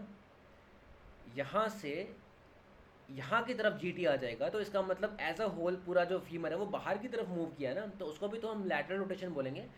इस तरह से समझ लो इसको, या फिर जिस तरह से मैंने समझाया उस तरह से हम समझ सकते हैं, ठीक है, या किसी भी तरह से आप, लेकिन इवेंचुअली आपको खुद से ये मूवमेंट करके देखनी पड़ेगी, तभी आपको ये चीज़ और क्लियर होती जाएगी कि हमारा किस साइड पे एक्सटर्नल रोटेशन हो रहा है, किस साइड पे इंटरनल रोटेशन हो रहा है, ठीक है। सबको क्लियर हुआ है कि नहीं Yes, हुआ? sir. हुआ, ठीक है, Sure. Okay great. Yes, sir. Okay, अब इसमें एक चीज़ और अगर आपसे मैं पूछूं कि आपने जब ये मूवमेंट करके देखी फॉरवर्ड मूवमेंट वाली, जब हमने देखा कि पेल्विस जो है वो हमारा रोटेशन में जा रहा है, तो in that case let's say मैंने राइट फुट आगे प्लेस किया, तो इन डैट केस मैं ये बोल सकता हूँ कि मेरा राइट साइड मतलब अराउंड लेफ्ट हिप जॉइंट, और you can say around the stable, और you can say weight bearing hip joint, मेरा नॉन वेट बेरिंग वाला लेग जो है या फिर स्टांस फेस वाला जो लेग है, उस साइड का जो पेल्विस है वो फॉरवर्ड रोटेशन में जाता है, मतलब वो आगे आगे की तरफ रोटेशन में जाता है, ठीक है। इतना तो हमें समझ आ गया, लेकिन इफ़ आई आस्क यू कि क्या हमारा पेल्विस पे कोई बैकवर्ड रोटेशन भी होता है जब हम फॉरवर्ड मूवमेंट कर रहे हैं, जब हम यहाँ से यहाँ की तरफ फॉरवर्ड आगे आगे की तरफ चल रहे हैं, उस केस में पेल्विस हमें आगे की तरफ तो घूमता हुआ दिख रहा है, आगे की तरफ रोटेशन होता हुआ तो दिख रहा है, कहीं पे हमें पीछे की तरफ तो नहीं होता हुआ दिख रहा ना, मतलब कहीं पे बैकवर्ड रोटेशन तो नहीं हो रहा ना, सिर्फ फॉरवर्ड रोटेशन ही हो रहा है हर जगह पे। मतलब राइट फुट को हमने यहाँ से यहाँ प्लेस किया, तो राइट साइड से पेल्विस फॉरवर्ड रोटेशन में गया अराउंड लेफ्ट हिप जॉइंट, उसके बाद around right hip joint left side से पेल्विस जो है वो फॉरवर्ड रोटेशन में गया, उसके बाद लेफ्ट हिप जॉइंट के अराउंड राइट साइड से पेल्विस फॉरवर्ड रोटेशन में गया। लेकिन क्या कहीं पे हमें बैकवर्ड रोटेशन देखने को मिल रहा है? यहाँ पे नहीं मिल रहा ना, Yes, sir. ठीक है। तो ये बुक में एक लाइन लिखी हुई है कि इट माइट बी मिसलीडिंग, जब आप मूवमेंट करके देखोगे, जब आप चल के देखोगे, तो उस केस में इट माइट बी मिसलीडिंग, जब आप राइट फुट आगे प्लेस कर रहे हो आपको ऐसा लग सकता है कि लेफ्ट साइड का पेल्विस जो है वो पीछे की तरफ मूव जा रहा है, लेकिन एक्चुअली में ऐसा नहीं है। सबको समझ आ रहा है कि नहीं आ रहा? डोंट नो, मैं श्योर नहीं हो पा रहा है इस चीज़ में। Yes, Yes, sir. sir. ठीक है, Yes, sir. Okay great great great, अब थोड़ा रिस्पॉन्स अच्छा मिला मेरे को। तो इट मीन्स कि राइट फुट को जब आप आगे प्लेस करोगे तो उस केस में इट माइट बी मिसलीडिंग, कि आपको लग सकता है कि लेफ्ट साइड से पेल्विस पीछे की तरफ जा रहा है, लेकिन ऐसा नहीं होता, ठीक है। तभी ये एरोज दिखाए गए हैं कि सिर्फ we will see only when we are keeping in mind, जब हम फॉरवर्ड वॉकिंग कर रहे हैं, in that case we will see there will be only forward rotation of pelvis, no backward rotation of pelvis, ठीक है, and forward rotation of the pelvis of the non weight bearing side around the weight bearing leg. इसका contrary अगर हम let's say इस position में है and यहाँ से हम बैकवर्ड वॉकिंग कर रहे हैं, in that case we can say कि अब हमारा पेल्विस का सिर्फ बैकवर्ड रोटेशन होगा, but there will be no forward rotation, है ना। यहाँ पे लिखा है it seems to be going in posterior rotation, जब हम फॉरवर्ड वॉकिंग कर रहे हैं in that case it might seem to be going into posterior rotation, ठीक है, while the other leg is, but it is not, ठीक है। सबको समझ आया कि नहीं आया?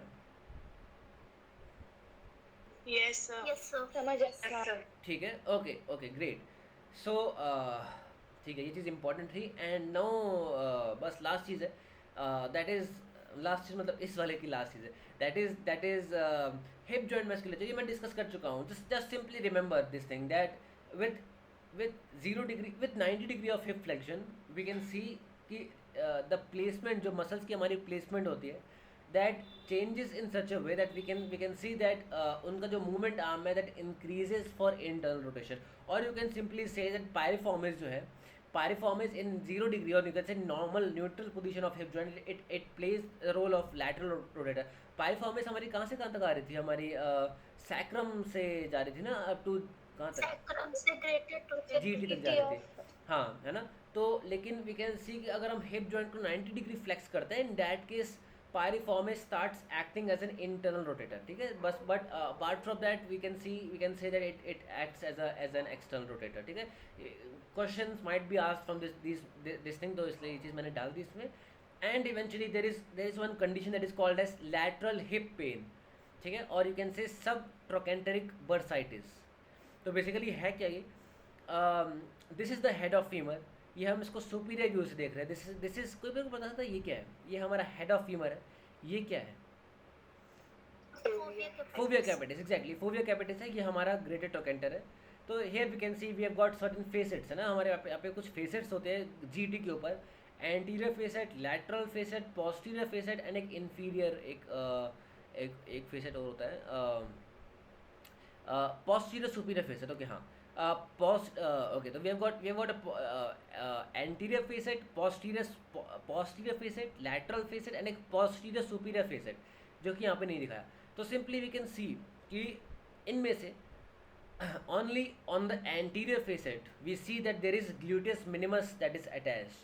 On the anterior facet of the GT we see there is gluteus minimus that is attached, or we can say that there is gluteus minimus, subgluteus minimus bursa that is present on the anterior facet.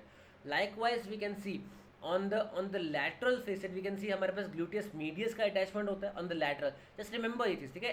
anterior facet पे हमारा gluteus minimus, lateral facet पे हमारा gluteus medius का attachment होता है, and we have got subgluteus medius bursa on the lateral facet. And we can see on the posterior facet पे हमारा कोई मसल अटैचमेंट नहीं होता, there is no muscle attachment on the posterior facet, जो कि हमारा लैटरल मोस्ट प्रेजेंट होता है। बट वी कैन सी हमारे पास यहाँ पे we have got a big bursa that is called as large trochanteric bursa, we have got a trochanteric bursa and it is free of any muscle attachment. But we can see in case of over use, या फिर अगर हम athletes में बहुत commonly देखते हैं, इन case of over use after you can से certain activity, let's say person ने रनिंग करी है, कुछ करा, उसके बाद देयर माइट बी कि जब पेन अराइज हो सकता है on the lateral side of the hip joint, और you can say on the GT, that is called as lateral hip pain, और you can say you can call it as trochanteric bursitis, ठीक है। Trochanteric bursitis भी आप उसको बोल सकते हो, और you can call it as lateral hip pain. किसी ने एक्सपीरियंस किया है कि नहीं? ये कंडीशन बेसिकली मेरे साथ है, मतलब once I perform let's say some sort of activity specifically जहाँ पे lower limb mainly involved है, like running or something, so in that case after some time I will experience this pain on the lateral side of the hip joint, or you can say on the GT, so that is called as lateral hip pain, or that is called as trochanteric bursitis, ठीक है। that is basically because of overuse, ठीक है, and there can be degenerative changes as well। सबको ये चीज़ समझ आई कि नहीं? Clear है? Yes sir. ठीक है, आगे बढ़ूँ मैं? Yes sir. Yes sir. Okay, great. So now let's start with this thing. Okay, now here we are supposed to talk about the hip joint force, जैसे टॉपिक में है hip joint forces and muscle function in stance. तो it basically means we are supposed to talk about the forces which are acting around the hip joint, and how we can calculate कि how much is the amount of force or the amount of compression that is being put on the particular hip joint, ठीक है। अभी हम hip joint पे concerned होंगे सिर्फ। तो first of all in case of bilateral stance just simply remember, इन सब चीज़ों की अभी मैं प्रॉपर्ली बात नहीं करूँगा, सिंपली अभी मैं सिर्फ यहाँ पे इस चीज़ की बात करता हूँ कि अगर हम एज अ होल बॉडी को लेते हैं तो we can see upper part of the body, or you can say head, arms and trunk, they contribute to 2/3 of the whole body weight. ठीक है.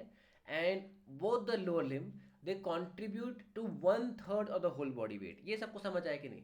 It means let's say अगर एक person का 100 kg weight है, तो 100 kg में से 2/3 of 100 kg हमारा head, arm and trunk contribute करेगा, एंड 1/3 ऑफ 100 kg हमारा दोनों लेग कंट्रीब्यूट करेंगे. ये क्लियर है कि नहीं सबको? Yes sir. ठीक है, ये बहुत सिंपल है. Yes, सबको समझ आया? 2/3 of the whole body weight हमारा head, arms and trunk contribute करेगा, and 1/3 of whole body weight हमारा दोनों लेग जो है, लोअर लिम्ब जो है वो हमारा कंट्रीब्यूट करता है. तो कैन आई से कि ईच लोअर लिम्ब जो है दैट कंट्रीब्यूट्स, कितना कंट्रीब्यूट करेगा होल बॉडी वेट का? अगर दोनों 1/6 है ना, half of 1/3, exactly half of 1/3, that is 1/6 है ना.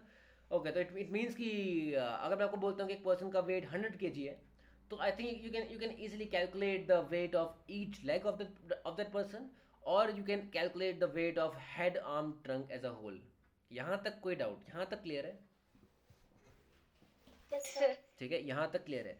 ओके, अब यहाँ पे सिंपली वी कैन सी, जैसे हमने थोड़ी देर पहले भी डिस्कस किया था कि बायलैटरल स्टांस पे जब पर्सन है, कीपिंग इन माइंड कि we have anatomically correct posture, in that case we can see कि अगर हम देखते there is no chance of pelvic drop or any pelvic hike, or you can say any pelvic hip joint adduction or abduction when the person is in bilateral stance, because here we can see it is this pelvis is being supported from both the sides. या फिर इसको अगर हम थोड़ा सा और mathematical terms में इस तरह से अगर हम देखें इसको, तो वी कैन से कि राइट हिप जॉइंट के अराउंड, बिकॉज ऑफ ग्रेविटी, जो एडक्शन टॉक लग रहा था, बिकॉज ग्रेविटी की वजह से, gravity is trying to bring this side of the pelvis downwards around this hip joint, उसको काउंटरैक्ट कर रहा है हमारा ये वाला हिप जॉइंट, जो कि अगेन यहाँ पे एबडक्शन लगा रहा है. या फिर सिंपली इसको अगर हम इस तरह से देख सकते हैं कि दोनों साइड से हमारा हिप जॉइंट है जो कि इवेंचुअली इस पेल्विस को न्यूट्रल पोजीशन में रखना चाह रहा है. और यू कैन से कि दोनों साइड से जो हमारा, अगर यहाँ पे ग्रेविटेशनल एडक्शन टॉर्क की अगर हम बात करें, तो इस साइड पे ग्रेविटेशनल एडक्शन टॉर्क जो है that is force into moment arm, और you can say that is WR, मतलब weight being put on the right hip joint times movement arm of the right side. मतलब movement arm मतलब centre से लेके up to right hip joint है ना, that is the distance up to right hip joint. ये हमारा right side का movement arm, sorry torque हो गया. लाइकवाइज हमारा लेफ्ट साइड का भी जो टॉर्क है, दोनों इक्वल अमाउंट के होंगे, है ना. राइट साइड का भी adduction torque and left side का भी एडक्शन टॉर्क, दोनों इक्वल अमाउंट के होंगे, and that's why we can say दोनों एक दूसरे को कैंसिल कर देंगे, and eventually we will see कि हमारा पेल्विस जो है वो as a whole neutral position में रहेगा. ठीक है, ये हमारा बायलैटरल स्टांस में हो गया. ठीक है, यहाँ तक कोई डाउट नहीं है ना? No, sir. ठीक है, ओके. एंड सेम चीज़ यहाँ पे एग्जांपल बना के दिखाया हुआ है कि लेट्स से एक पर्सन का वेट अगर 825 न्यूटन है, तो in that case we can say कि 2/3 of the whole body weight is the weight of head, arm, trunk. It means 2/3 of 825, that comes out to be 550 newton, जो कि हमारा weight of head, arm, trunk होगा. Likewise हम weight of both the lower limb भी calculate कर सकते हैं, that is 1/3 of whole body weight, या फिर ईच लोअर लिम्ब भी कैलकुलेट कर सकते हैं, that is 1/6 of whole body weight. And इसके अलावा here it is written कि अगर हम हेड, आर्म, ट्रंक का हमने वेट कैलकुलेट किया, that is 2/3 of the whole body weight, जो कि हमारा निकल के आया 550 न्यूटन. तो कैन वी से कि वो 550 न्यूटन जो हेड, आर्म, ट्रंक का वेट है, वो इक्वली डिवाइड करेगा ना into right side and left side. तो राइट साइड की तरफ हमारा हाफ ऑफ इसका weight, and left hip joint की तरफ half of weight of head, arm, trunk जाएगा. ये क्लियर है सबको? तो इट मीन्स, है ना, इट मीन्स कि हमने हेड, आर्म, ट्रंक का जो वेट कैलकुलेट किया, जो कि हमारा 550 न्यूटन निकल के आया, तो 550 का हाफ हमारा राइट हिप जॉइंट के ऊपर आ रहा है, एंड 550 का हाफ हमारा लेफ्ट हिप जॉइंट की तरफ आ रहा है. ठीक है, देखो दोनों में डिफरेंस है. एक बार सबसे पहले हमने कैलकुलेट किया हेड, आर्म, ट्रंक का weight, 2/3 of whole body weight. उसके बाद हमने कैलकुलेट किया दोनों लोअर लिम्ब का वेट कलेक्टिवली, जो कि हमारा 1/3 ऑफ होल बॉडी वेट था. उसके बाद हमने उसका हाफ किया, जो कि हमारा 1/6 ऑफ होल बॉडी वेट निकल के आया, जो कि हमने ईच लोअर लिम्ब का वेट कैलकुलेट किया. अब हम कैलकुलेट कर रहे हैं अमाउंट ऑफ वेट जो कि ईच हिप जॉइंट के ऊपर आ रहा है. दोनों में डिफरेंस है ना. एक सर्टेन अमाउंट ऑफ वेट जो कि हेड, आर्म, ट्रंक का है, जो कि इस हिप जॉइंट के ऊपर आ रहा है, और दूसरी अलग चीज़ है कि इस लोअर लिम्ब का वेट कितना है, दोनों में डिफरेंस है कि नहीं। एक एक केस में हम कैलकुलेट करना चाह रहे हैं इस लेग का वेट कितना है, जो कि हमने कैलकुलेट किया 1/6 of whole body weight, and दूसरे सिनेरियो में हम कैलकुलेट करना चाह रहे हैं कि इस हिप जॉइंट के ऊपर कितना वेट आ रहा है। तो उसके लिए हमें हेड आर्म ट्रंक का वेट कैलकुलेट करना पड़ेगा एंड उसको हाफ करना पड़ेगा, तभी हम बोल सकते हैं ना कि इसका हाफ वेट हमारा राइट हिप जॉइंट के ऊपर आ रहा है एंड इसका बाकी हाफ वेट जो है वो हमारा लेफ्ट हिप जॉइंट के ऊपर आ रहा है। सबको ये बात समझ आई कि नहीं? Yes sir. ठीक है, ओके, ठीक है। तो इट मीन्स अगर मैं आपको कोई भी एक पर्सन का एक लेट्स से कोई ना कोई इतना अमाउंट का वेट अगर एक पर्सन का अगर आपको मैं दे दूं, तो यू कैन ईजिली कैलकुलेट उस पर्सन का हेड आर्म ट्रंक का वेट, उस पर्सन के लोअर लिम्ब का वेट, ईच लोअर लिम्ब का वेट भी आप कैलकुलेट कर सकते हो, and you can even calculate amount of weight जो कि उसके ईच हिप जॉइंट के ऊपर आ रहा है, जो कि हेड आर्म ट्रंक का हाफ हो जाएगा। ठीक है, यहाँ तक हमें हमें आइडिया लग गया इसके बारे में। एंड ये सेम स्लाइड वो जो पीछे थी ना, ये सेम स्लाइड फिर से यहाँ पे डाल दिया, मतलब जहाँ पे वो लैटरल पेल्विक शिफ्ट की बात की गई, खैर इस ये हम डिस्कस कर चुके हैं। अभी हम सिंपली इस पे आ जाते हैं। बायलैटरल स्टांस पे हमने बात कर ली है, अमाउंट ऑफ वेट जो कि हिप जॉइंट के ऊपर आ रहा है, हेड आर्म ट्रंक का वेट एंड लोअर लिम्ब का वेट। यहाँ तक कोई डाउट? यहाँ तक पहले मेरे को बताओ, यहाँ तक कोई डाउट किसी को? No sir. Sir hip joint पे जो हाँ। वेट आ रहा है, एक बार आप वापस एक्सप्लेन। ओके, देखो हमने अभी 3 चीज़ों की बात करी यहाँ पे। एक चीज़ की बात करी दैट इज़ हम हेड आर्म ट्रंक का वेट कैलकुलेट कर रहे हैं, वो हमारा 2/3 ऑफ होल बॉडी वेट होता है। ठीक है, 2/3 ऑफ होल बॉडी वेट मतलब हमने 2/3 ऑफ लेट्स से 100 न्यूटन है, तो वो हमने कैलकुलेट किया हेड आर्म ट्रंक का वेट। उसके अलावा तो वो हेड आर्म ट्रंक का जो 2/3 ऑफ जो हेड आर्म ट्रंक का जो हमने वेट निकाला, उसी का तो हाफ वेट हमारा राइट हिप जॉइंट पे जाएगा और उसी का हाफ हमारा लेफ्ट हिप जॉइंट पे जाएगा ना। तो कहना ऐसे कि एक पर्सन का 100 न्यूटन होल वेट है, उसमें से हमने हमने देखा कि लेट्स से 65 न्यूटन जो है वो हमारा हेड आर्म ट्रंक का वेट निकल के आया। ठीक है, एंड कहना ऐसे कि 65 का हाफ हमारा राइट हिप जॉइंट पे जाएगा एंड 65 का हाफ हमारा लेफ्ट हिप जॉइंट पे जाएगा। तो 65/2 हमारा राइट हिप जॉइंट के ऊपर फोर्स आ रहा है एंड 65/2 हमारा लेफ्ट हिप जॉइंट के ऊपर फोर्स आ रहा है। ये बता रहा हूँ मैं, ये सबको क्लियर है ना? ओके है ना? एंड इसके बाद हमने तीसरी चीज़ और डिस्कस करी कि ऑफकोर्स ये तो डिस्कस करने वाली चीज़ है भी नहीं, कि मतलब ऑफकोर्स अगर होल बॉडी वेट का 2/3 हमारा हेड आर्म ट्रंक का वेट है, तो रेस्ट 1/3 जो होगा वो हमारा दोनों लेग का वेट होगा, है ना? दोनों लेग का वेट होगा 1/3 ऑफ होल बॉडी वेट, और you can say 1/6 of whole body weight हमारा ईच लेग का वेट होगा। ठीक है, लेकिन एक तो हमने ईच बॉडी पार्ट का अलग अलग वेट कैलकुलेट किया कि हम वेट कैसे कैलकुलेट करेंगे, लेग का वेट हम कैसे कैलकुलेट कर सकते हैं, मतलब एंड इसके अलावा हेड आर्म ट्रंक का कैसे हम वेट कैलकुलेट कर सकते हैं, एंड इसके अलावा हेड आर्म ट्रंक का जो हाफ वेट है वो हमारा इस हिप जॉइंट के ऊपर जा रहा है, हेड आर्म ट्रंक का जो rest of the half weight है वो हमारा इस हिप जॉइंट के ऊपर आ रहा है। ये हमने अभी तक डिस्कस किया बस। ठीक है,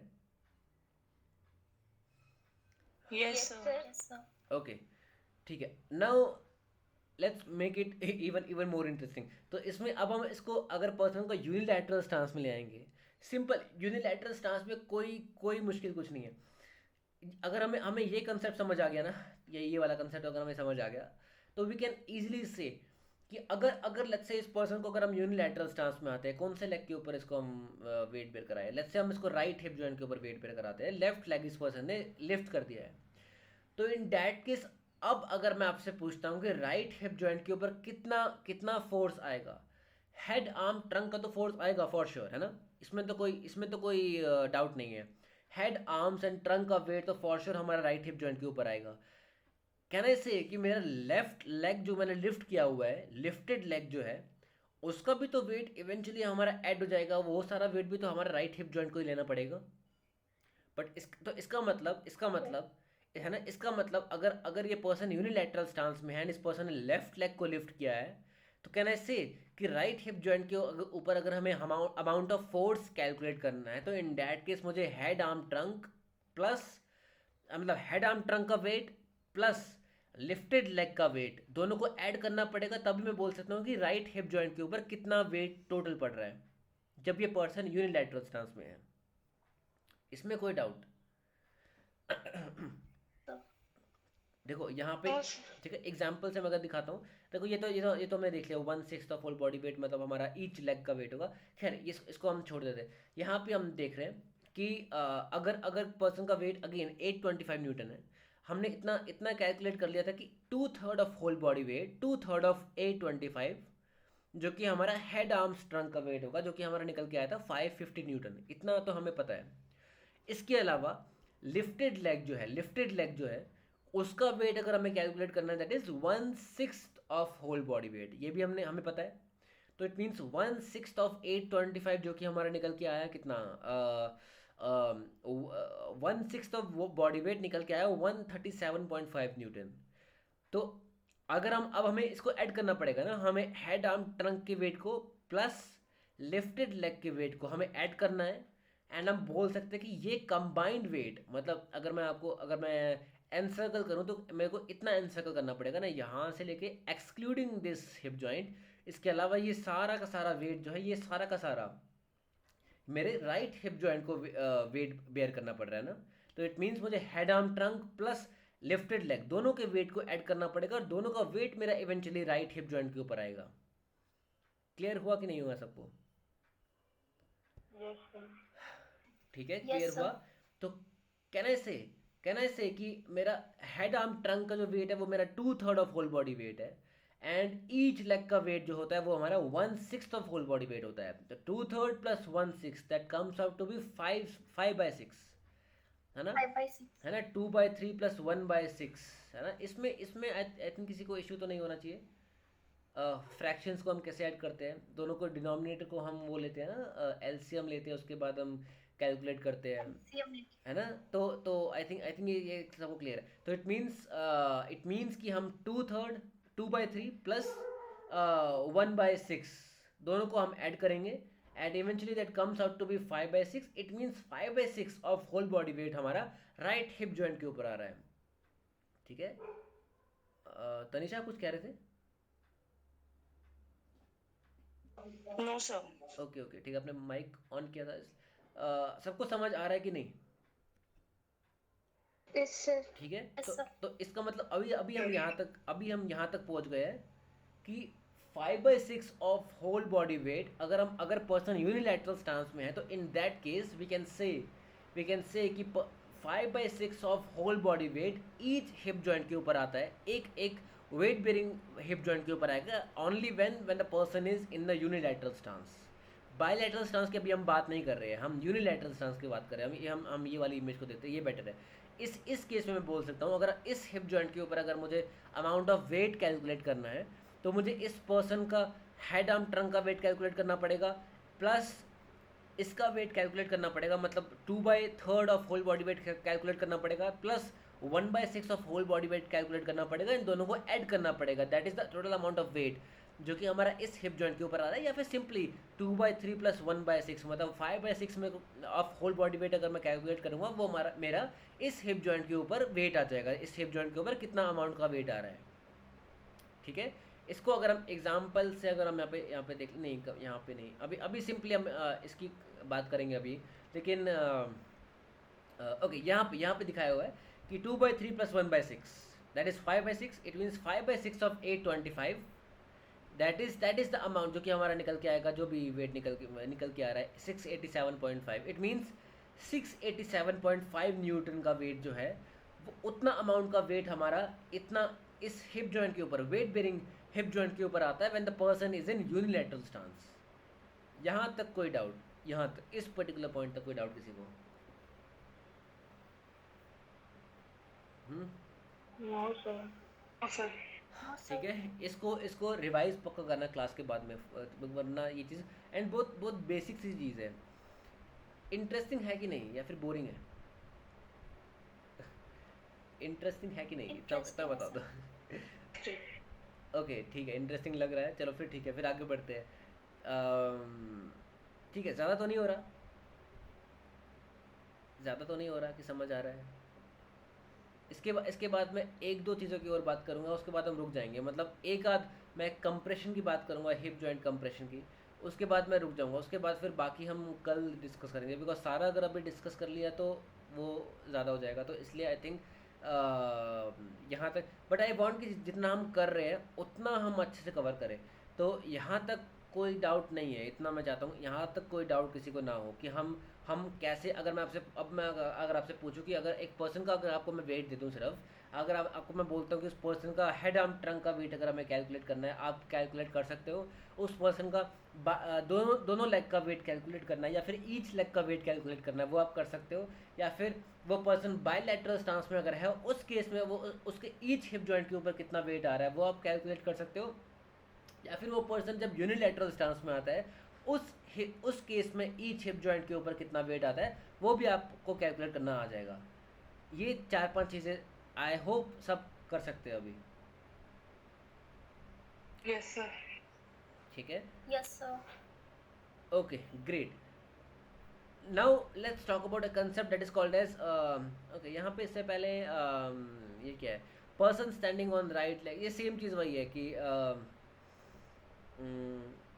ओके यहाँ पे एक टर्म यूज़ किया हुआ है that is called as abduction counter torque needs to be supplied by hip abductors and hence there will be a joint compression. चलो ठीक है, यहाँ पे जॉइंट कंप्रेशन की बात की गई है।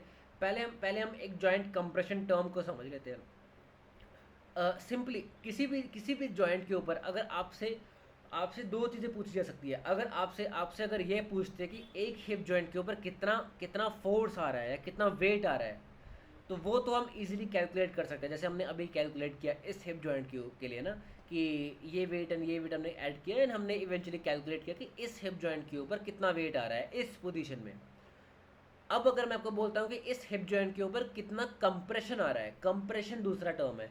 कंप्रेशन अगर हमें कैलकुलेट करना है तो उसके लिए हमें दो चीज़ें हमारे पास होनी चाहिए। कंप्रेशन का मतलब है टोटल अमाउंट ऑफ फोर्स जो कि इस हिप जॉइंट के ऊपर आता है। ठीक है, तो टोटल अमाउंट ऑफ फोर्स अगर हमें इस हिप जॉइंट के ऊपर कैलकुलेट करना है तो उसके लिए एक तो हमें इतना तो पता है कि बॉडी वेट जो कि आ रहा है इस हिप जॉइंट के ऊपर वो तो है ही है, लेकिन इसके अलावा यहाँ पे जो हिप एबडक्टर जो प्रेजेंट है उसका कॉन्ट्रैक्शन जो होगा वो फोर्स भी तो इवेंचुअली इसी हिप जॉइंट के ऊपर आएगा ना। मतलब जब ये पर्सन ये वाला पोजीशन मेंटेन कर रहा है unilateral stance and we can see है कि हमारा पेल्विस जो है वो न्यूट्रल पोजीशन में है, तो इस न्यूट्रल पोजीशन को मेंटेन करने के लिए हमारा वेट बेरिंग लेग का एबडक्टर मसल जो है वो कॉन्ट्रैक्शन में होगा कि नहीं होगा? Yes sir. होगा ना। तो इस केस में हम बोल सकते हैं कि जब ये वाला मसल जब कॉन्ट्रैक्शन में है, हिप एबडक्टर कॉन्ट्रैक्शन में है, तो उसका भी तो कुछ ना कुछ फोर्स जो होगा जो कि हमारा हिप जॉइंट के ऊपर आएगा, उसको भी तो हमें ऐड करना पड़ेगा ना जब हम टर्म कंप्रेशन यूज़ कर रहे हैं उस केस में। तो कंप्रेशन का मतलब टोटल अमाउंट ऑफ फोर्सेस, जितने भी सारे फोर्सेस इस हिप जॉइंट के ऊपर आ रहे हैं। तो इन दैट केस सिंपली हमें एक तो अमाउंट ऑफ वेट या अमाउंट ऑफ फोर्स जो कि इस हिप जॉइंट के ऊपर आता that is HAT plus lifted leg. ठीक है, एक तो ये वेट हमने कैलकुलेट कर लिया, प्लस इसके अराउंड जो मसल है हिप एबडक्टर है इसका फोर्स ऑफ कॉन्ट्रैक्शन अगर हम कैलकुलेट कर लेते हैं और उसको अगर हम ऐड कर देते हैं इस वेट में, तो कैन वी से कि हम total amount of compression calculate कर पा रहे हैं इस हिप जॉइंट के ऊपर।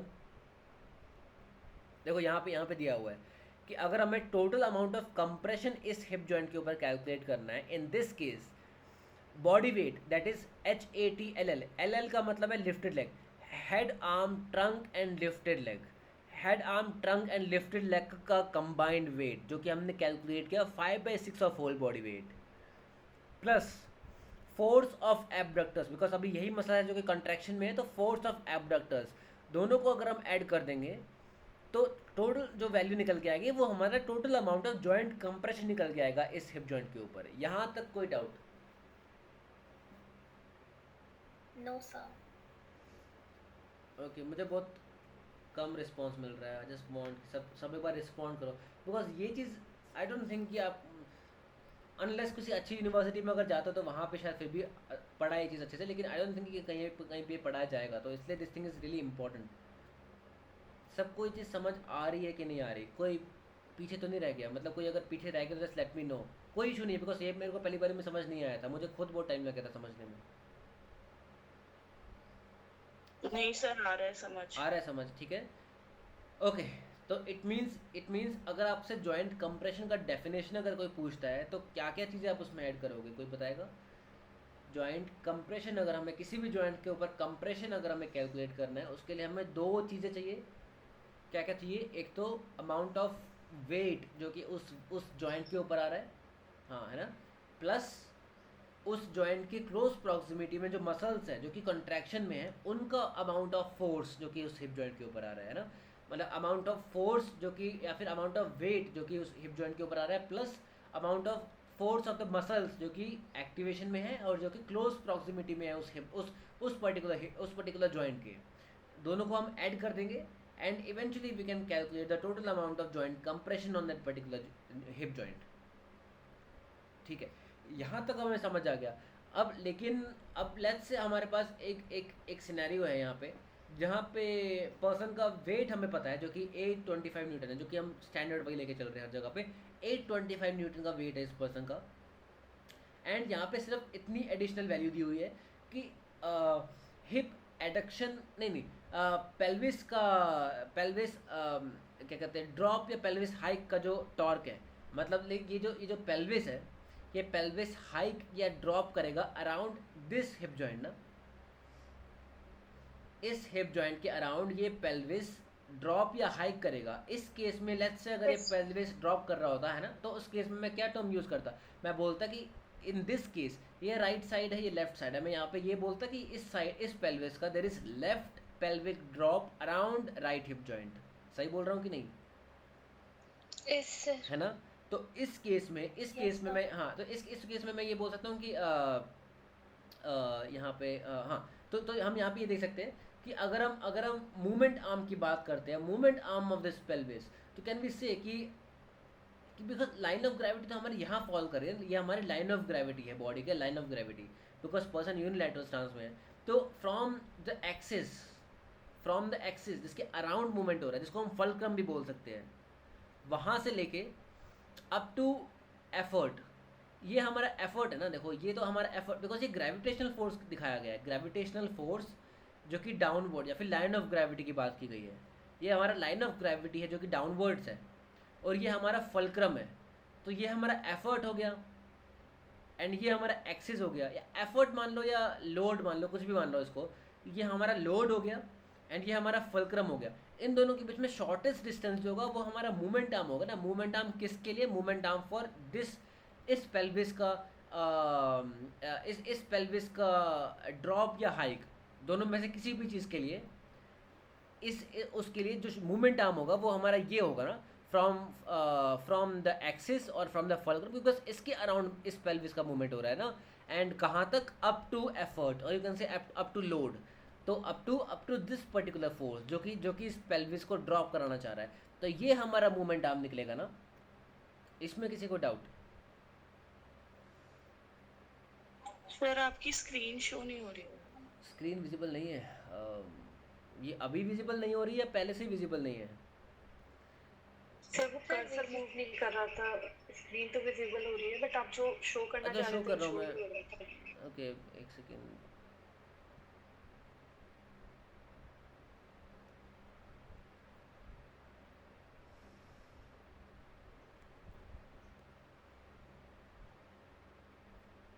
अब शोर है?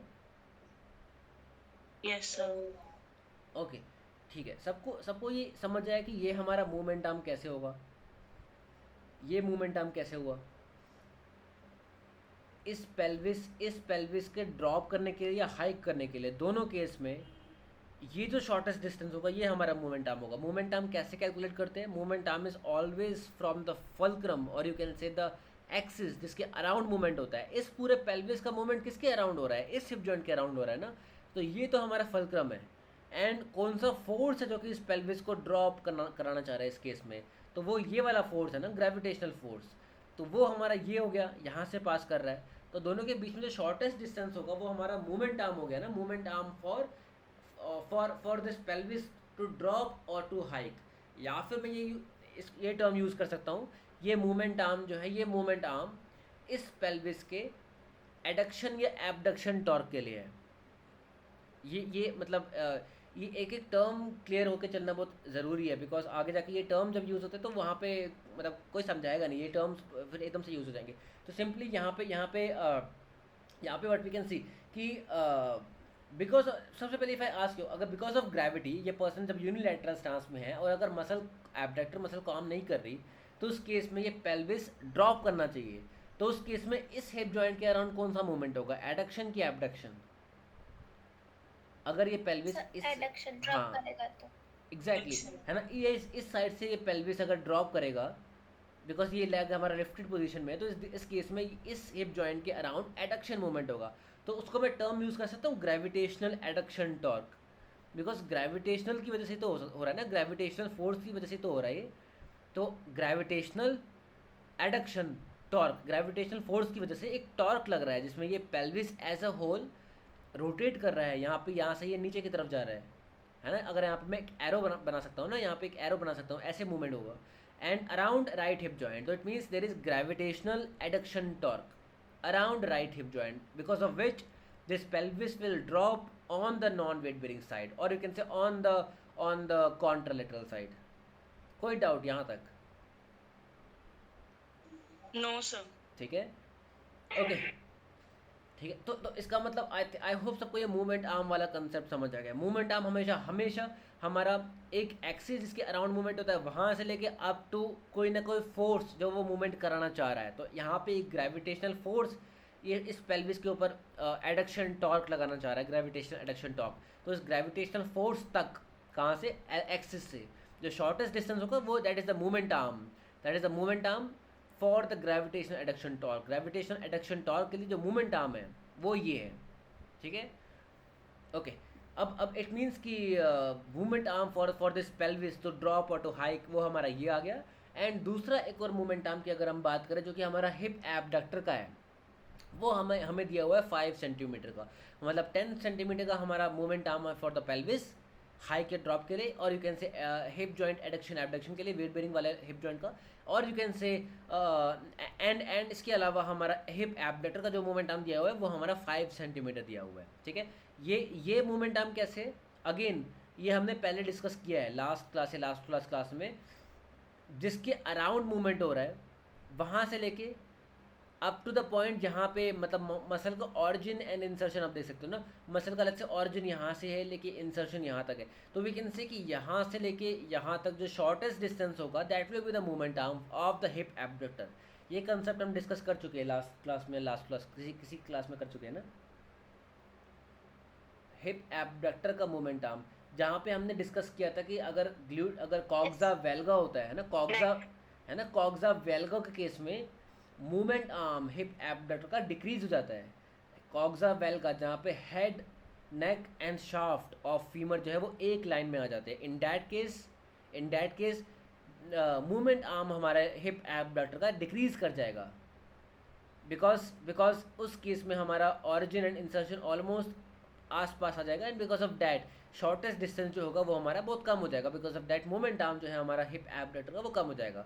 तो खैर यहाँ पे हमें ये समझ आ गया कि movement arm of hip abductor is 5 centimeter and movement arm for pelvis to hike और ड्रॉप दैट इज 10 सेंटीमीटर। ये सबको क्लियर है। मूवमेंट आर्म क्या दिया हुआ है यहाँ पे, मूवमेंट आर्म का क्या सिग्निफिकेंस है। इसके अलावा हमें बाकी सब समझ आ गया कि यहाँ पे अब हम बेसिकली हम यहाँ पे देखना क्या चाह रहे हैं, हम यहाँ पे अमाउंट ऑफ कंप्रेशन कैलकुलेट करना चाह रहे हैं इस हिप जॉइंट के ऊपर। बस ये वाला स्लाइड में कवर करूँगा, इससे आगे मैं नहीं बढ़ूँगा, ठीक है। तो बेसिकली वी वांट कि हम इस हिप जॉइंट के ऊपर अमाउंट ऑफ कंप्रेशन कैलकुलेट करें। तो कंप्रेशन कैलकुलेट करने के लिए हमें दो चीज़ें चाहिए। एक तो क्या चीज़ें चाहिए हमें, एक तो अमाउंट ऑफ वेट जो कि इस हिप जॉइंट के ऊपर आता है, प्लस अमाउंट ऑफ फोर्स जो कि मसल प्रोड्यूस कर रही है ना, इस केस में हिप एबडक्टर जो प्रोड्यूस कर रही है। अब हम सिंपली अगर हमें इस पर्सन का वेट दिया हुआ है तो आई थिंक हम easily HAT and lifted leg, HAT का वेट हम इजीली कैलकुलेट कर सकते हैं, उसमें कोई इशू नहीं है। इशू हमारा दूसरे सिनेरियो में आ रहा है जहाँ पे हमें मसल का फोर्स कैलकुलेट करना है, ठीक है। तो मसल का फोर्स अगर हमने कैलकुलेट कर लिया एंड उसको हमने ऐड कर दिया विद द फोर्स जो कि हमारा HAT का इस हिप जॉइंट के ऊपर आ रहा है, तो हम हिप जॉइंट कंप्रेशन कैलकुलेट कर लेंगे इजीली, है ना। तो इट मीन्स अभी हमारा मेन कंसर्न जो है वो है कि हम इस हिप एबडक्टर मसल का फोर्स ऑफ कॉन्ट्रैक्शन कैसे कैलकुलेट करें। मेन इशू ये है। तो सिंपली उसके लिए भी मैं आपको अगर सिंपल एक मेथड बताऊं, दैट इज़ कि हमें इतना पता है कि ये पर्सन जब यूनिलैटरल स्टांस में है, in that case because of gravitational force this pelvis tries to drop on this side, है ना, इस साइड से ये पेल्विस ड्रॉप करेगा अराउंड दिस हिप जॉइंट। लेकिन वी नो कि हमारा हिप एबडक्टर जो है उसका कॉन्ट्रैक्शन जो होगा that is trying to pull the pelvis towards itself and eventually trying to keep the pelvis in neutral position, है ना, pelvis को न्यूट्रल पोजीशन में रखना चाह रहा है हमारा हिप एबडक्टर का कॉन्ट्रैक्शन। तो कैन वी से कि gravitational adduction torque and abductor muscle का एबडक्शन टॉर्क इक्वल वैल्यू का होगा, दोनों की वैल्यू इक्वल होगी।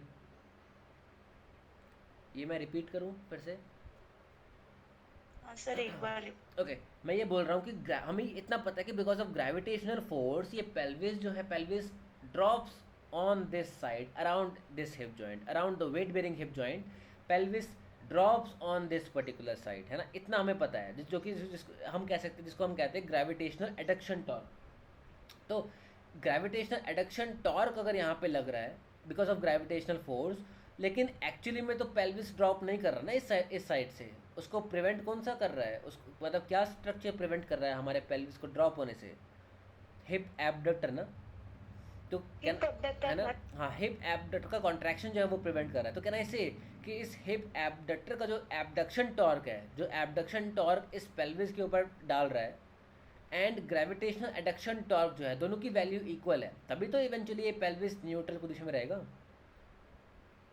अगर हिप एबडक्टर टॉर्क की वैल्यू ज़्यादा हो गई दैन ग्रेविटेशनल एडक्शन टॉर्क, उस केस में इस साइड से पेल्विस हाइक हो जाएगा।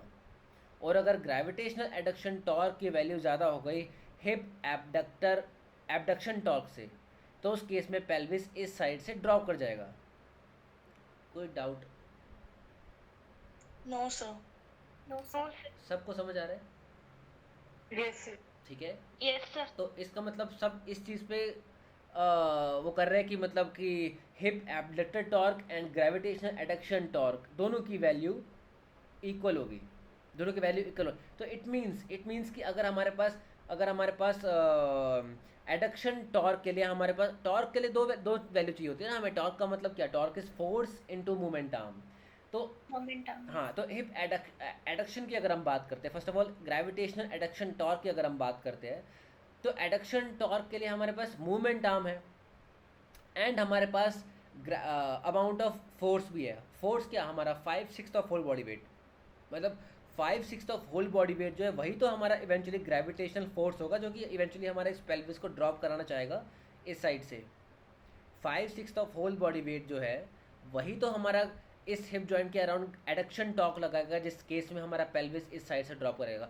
ग्रेविटेशनल फोर्स है क्या? ग्रेविटेशनल फोर्स हमारे बॉडी के ऊपर कितना फोर्स लग रहा है जिसकी वजह से बॉडी ग्राउंड की तरफ जाना चाह रही है, वही तो ग्रेविटेशनल फोर्स है। तो इस बॉडी का ग्रेविटेशनल फोर्स अगर मैं कैलकुलेट करता हूँ इस केस में, या इस बॉडी का नहीं, इस हिप जॉइंट के ऊपर कितना ग्रेविटेशनल फोर्स आ रहा है, या फिर इस पेल्विस के ऊपर कितना ग्रेविटेशनल फोर्स आ रहा है जो कि इस पेल्विस को ड्रॉप कराना चाह रहा है, that is 5/6 of the whole body weight.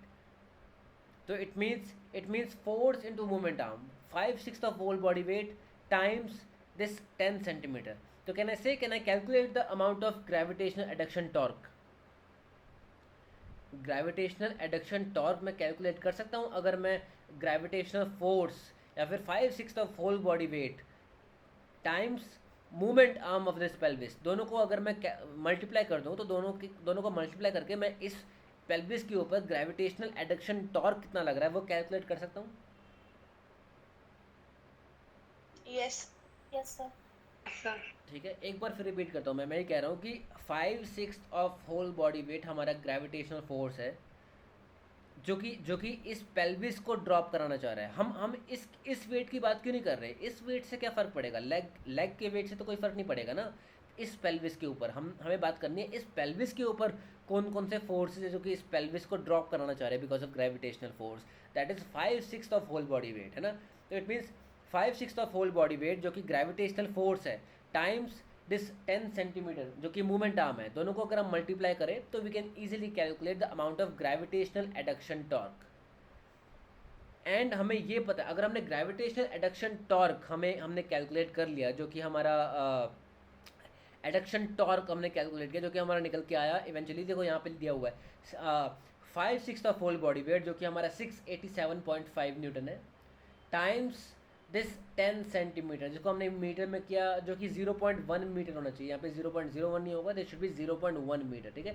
तो 687.5 इंटू 0.1, जो कि हमारा निकल के आएगा 68.7 न्यूटन मीटर। इट मीन्स हमारा gravitational adduction torque 68.75 newton meter का है, यहाँ तक कोई डाउट? 68.75 न्यूटन मीटर का हमने कैलकुलेट किया ग्रेविटेशनल एडक्शन टॉर्क। तो एंड हमें ये चीज़ पता है कि ग्रेविटेशनल एडक्शन टॉर्क की जितनी वैल्यू है, एग्जैक्टली उतनी ही वैल्यू हमारी एबडक्टर मसल की वजह से एबडक्शन टॉर्क की भी है। तो अब हमारे पास एबडक्टर मसल का एबडक्शन टॉर्क की वैल्यू आ गई, एंड एबडक्टर मसल का हमारे पास मूवमेंट आर्म है। तो क्या हम इस एबडक्टर मसल का फोर्स ऑफ कॉन्ट्रैक्शन कैलकुलेट कर सकते हैं? Torque is force into movement arm ना, तो force is torque divided bye Yes, sir. Movement arm. इसको मैं अगेन अगर थोड़ा सा यहाँ पे इससे दिखाता हूँ, सबको आइडिया लग रहा है कि नहीं लग रहा, या फिर ऊपर से जा रहा है ये? लग रहा है ओके, थोड़ा सा ऊपर से जा थोड़ा रहा सा है। ऊपर जा रहा है, ठीक है, ओके। ओके, देखो हमें इतना इतना समझ आ गया।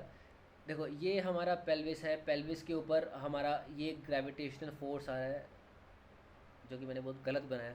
ओके, तो ये हमारा हिप जॉइंट है, मतलब ये हमारा कह सकते हैं, मतलब ये हमारा फीमर है, राइट हिप, ये हमारा हिप जॉइंट है। ओके, अब नाउ व्हाट वी सी, ये लेग जो है, ये वाला लेग हमारा लिफ्टेड है, तो इसकी हम बात नहीं करेंगे। And because of gravitational force, now gravitational force की वजह से ये पेल्विस हमारा इस साइड से ड्रॉप करना चाहेगा, इस साइड से हमारा पेल्विस ड्रॉप होगा अराउंड दिस हिप जॉइंट, इसमें हमें कोई डाउट नहीं है। अब हमने यहाँ पे क्या देखा कि हमने मूवमेंट आर्म की बात करी। मूवमेंट आर्म हमने जो देखा, मूवमेंट आर्म हमारा ये निकल के आया, मतलब यहाँ से लेके यहाँ तक ये हमारा मूवमेंट आर्म निकल के आया। मूवमेंट आर्म किस चीज़ का, मतलब ये एक्चुअली यहाँ नहीं, यहाँ बनना चाहिए था वैसे, मतलब जो एक्सिस है जिसके अराउंड हमारा मूवमेंट हो रहा है, अप टू जो फोर्स उस मूवमेंट को कराना चाह रहा है, मतलब ये फोर्स जो है, ये ग्रेविटेशनल फोर्स जो है, यही तो हमारा पेल्विस को ड्रॉप कराना चाह रहा है ना। तो इट मीन्स ये हमारा ग्रेविटेशनल फोर्स है। तो ग्रेविटे फोर्स से लेके हमारा एक्सिस तक है ना, एक्सिस से लेके फोर्स तक, ये शॉर्टेस्ट डिस्टेंस जो है, ये हमारा मूवमेंट आर्म है इस पेल्विस का एडक्शन या एबडक्शन दोनों टॉर्क के लिए, है ना। तो अब हमने इस पेल्विस का एडक्शन टॉर्क कैलकुलेट किया। हम एडक्शन टॉर्क टर्म क्यों यूज़ कर रहे हैं, बिकॉज, या फिर पूरा अगर मैं बोलूँ तो मैं बोल सकता हूँ ग्रेविटेशनल एडक्शन टॉर्क, है ना। तो मैं ये टर्म क्यों यूज़ कर रहा हूँ, बिकॉज ग्रेविटेशनल फोर्स की वजह से ये पेल्विस ड्रॉप कर रहा है, बिकॉज ऑफ डैट इस हिप जॉइंट के अराउंड एडक्शन मूवमेंट होता है, तभी हम टर्म यूज़ करते हैं ग्रेविटेशनल एडक्शन टॉर्क, है ना। तो it means gravitational adduction torque के लिए अगर मैं इस टॉर्क को अगर मैं कैलकुलेट करता हूँ, तो इस टॉर्क का फॉर्मूला जो है, that is torque is force into movement arm, है ना। ओके, मूवमेंट आर्म, ओके, ठीक है। ओके, इतना हमें पता है। सब पता है टॉर्क का साइन क्या होता है? एक तो टॉर्क का यूनिट को पता है कि टॉर्क का यूनिट क्या होता है?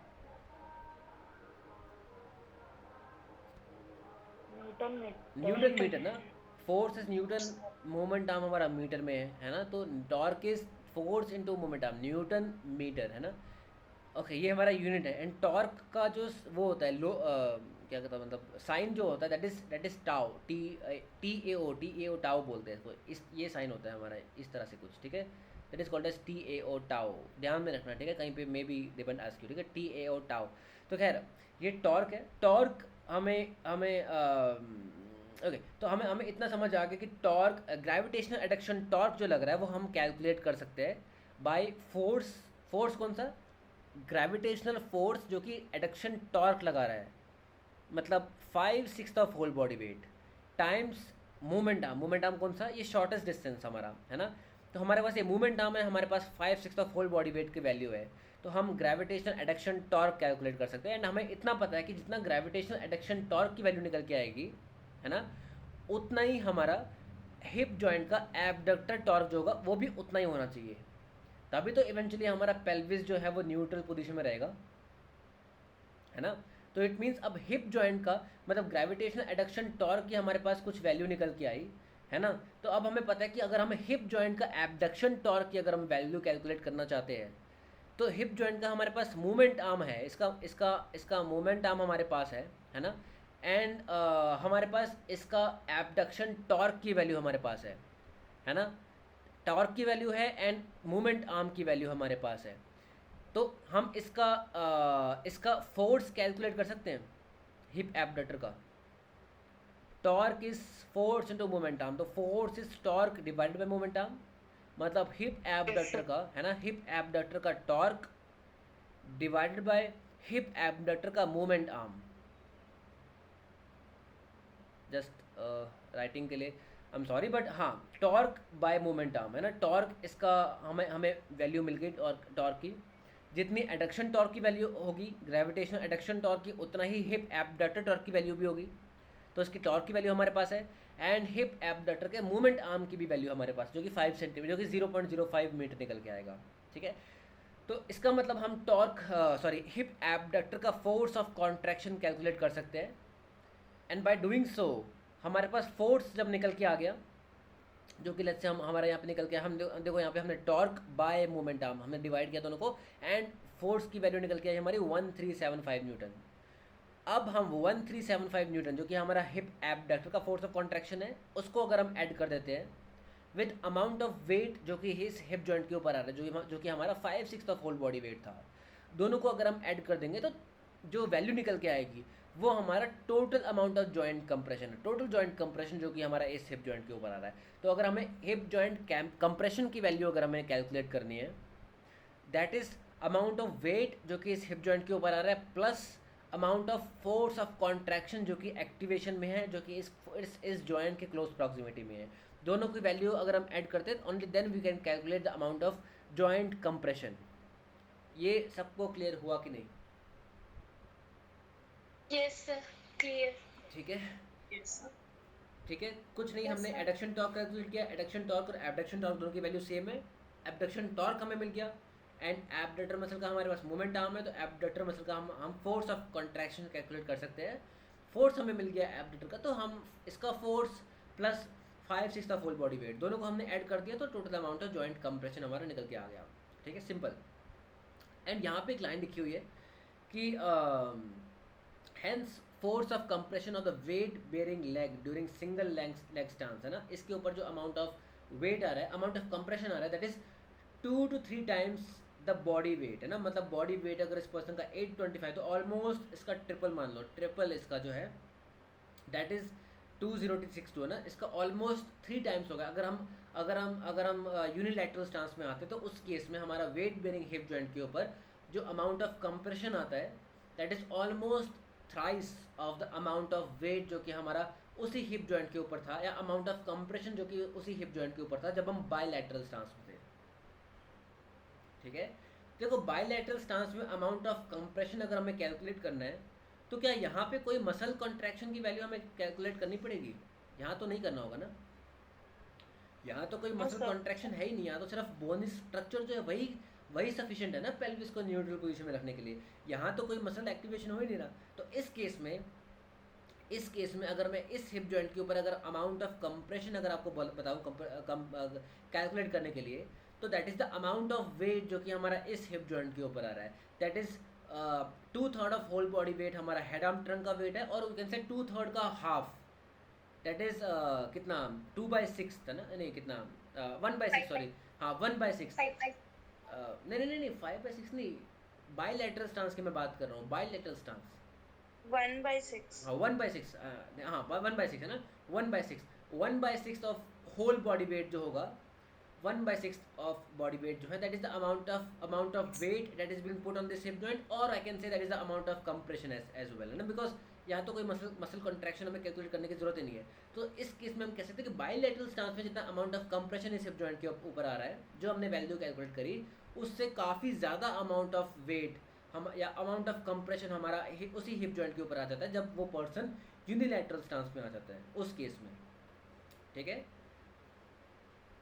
तो तो Yes, sir. तो because of that let's say अब हमारे पास एक जब हम वॉकिंग की बात करते हैं, वॉकिंग के केस में तो हम मोस्ट ऑफ द टाइम हम कौन से पोजीशन में होते हैं, बायलैटरल स्टांस की यूनिलैटरल स्टांस?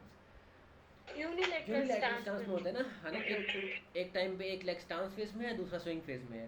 तो तो इस केस में हम बोल सकते हैं अगर अगर एक पर्सन हिप जॉइंट ऑस्टियोआर्थराइटिस है उस पर्सन को, है ना, एंड उस पर्सन को ऑफ कोर्स अगर अगर हमें हमें उस पर्सन को वेट तो करना ही है, लेकिन अगर उस पर्सन का पेन अगर हमें कम कराना है तो उसके लिए हम क्या क्या फैक्टर्स कम कर सकते हैं यहाँ पे। एक तो फैक्टर ये है कि हम हिप एबडक्टर का फोर्स ऑफ कंट्रैक्शन जो है वो हम कम कर दें, लेकिन वो तो नहीं हो सकता ना, मतलब वो तो होना ही पड़ेगा। मतलब जब तक हिप एबडक्टर कॉन्ट्रैक्ट नहीं करेगी तब तक हमारा सिस्टम कैसे काम करेगा, पेल्विस न्यूट्रल पोजीशन में कैसे रहेगा, तो उसको तो हम नहीं कर सकते। लेकिन उसके अलावा दूसरा हमारा क्या चीज़ है, amount of weight of head arm trunk and lifted leg, वो तो हम कम कर सकते हैं ना। तो that is the reason why we ask a person with hip joint arthritis या even knee joint osteoarthritis to lower their body weight. उनको बॉडी वेट कम करने के लिए इसलिए बोलते हैं ताकि हम इवेंचुअली एटलीस्ट अगर हम ये कम नहीं कर पा रहे तो एटलीस्ट हम इसकी वैल्यू तो कम कर दें, है ना, HATL की वैल्यू तो हम कम कर दें ताकि इवेंचुअली एज अ होल हमारा अमाउंट ऑफ कंप्रेशन की वैल्यू कम हो जाए एंड इवेंचुअली उस पर्सन को पेन कम हो ऑस्टियोआर्थराइटिस में, ठीक है। सबको ये चीज़ समझ आई? Yes, sir. ठीक है। आगे आगे जाके हम जब वी विल सी कि अभी इसके आगे नहीं बढ़ रहे हम, ठीक है। अभी आगे हम देखेंगे जब पर्सन केन यूज़ करेगा ना, केन यूज़ करेगा उस केस में हम देखेंगे कि इवन हम हिप एबडक्टर का जो फोर्स ऑफ कॉन्ट्रैक्शन जो है उसको भी एलिमिनेट कर सकते हैं।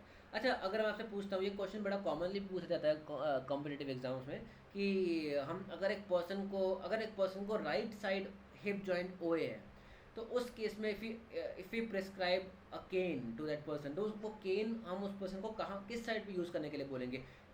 पैथोलॉजिकल हिप जॉइंट की, हाँ, हिप पैथोलॉजिकल हिप जॉइंट की कॉन्ट्रालेटरल साइड पे, है ना, एग्जैक्टली, पैथोलॉजिकल हिप जॉइंट के कॉन्ट्रालेटरल साइड पे ऑन द साउंड साइड, और you can say on the normal side हम पर्सन को केन यूज़ करने के लिए बोलेंगे। तो हाँ, है ना, ऑन द कॉन्ट्रालेटरल साइड। लेकिन ऐसा ऐसा क्यों होता है, उसका रीज़न जो होगा वो रीज़न की हम आगे बात करेंगे, उसका वो ऐसे ही हम कैलकुलेट करके देखेंगे कि केन यूज़ करने के बाद हम क्या क्या किस तरह से मतलब कर पा रहे हैं। मतलब बेसिकली वहाँ पे है क्या कि केन यूज़ करने के बाद जो हिप एबडक्टर मसल है उसको हम कम्प्लीटली एलिमिनेट कर पाते हैं, वो हमारा कम्प्लीटली एलिमिनेट हो जाता है। लेकिन वो कैसे होता है वो हम आगे देखेंगे, ठीक है। तो लेकिन वहाँ पे हमारा हिप जॉइंट का हिप एबडक्टर का कंट्रैक्शन जो है वो अगर एलिमिनेट हो गया तो ये वाला फैक्टर जो है हमने कम कर दिया एंड सिर्फ ये वाला बचा, तो हमारा टोटल जो जॉइंट कंप्रेशन है वो काफ़ी कम हो जाएगा। तो खैर वो हम आगे देख लेंगे, लेकिन यहाँ तक सबको क्लियर हुआ, यहाँ तक इस स्लाइड तक, ठीक है। इसको एक बार रिवाइज करना सो डैट हमारा कल जो हम बात करेंगे ना वो हम इजीली कर पाए, ठीक है। अगेन आई होप ये चीज़ इंटरेस्टिंग था, इसको मैंने जितना कम से कम हो सके उतना कम बोरिंग रखा मैंने इसको, ठीक है। ओके ओके, ठीक है। फिर हम लेट्स वाइंड अप एंड उसके बाद इसको हम आगे फिर देखो कल हम अलग अलग पोजीशन में बात करेंगे। लैटरल हिप ट्रंक लीन में किस तरह से कंप्रेशन कम होता है, then using the cane ipsilaterally, then using the cane contralaterally, किस तरह से हम वी कैन जो कंप्रेशन है वो ऑल्टर करता है, उसकी हम फिर कल बात कर लेंगे, ठीक है। ओके, तो उसको हम कल कंप्लीट कर लेंगे। Okay, let's stop it here only, ठीक है। कोई डाउट किसी को यहाँ तक? चलो ठीक है, then let's okay let's wind up. Thank you everyone. Thank you, sir. Thank you, sir. Okay.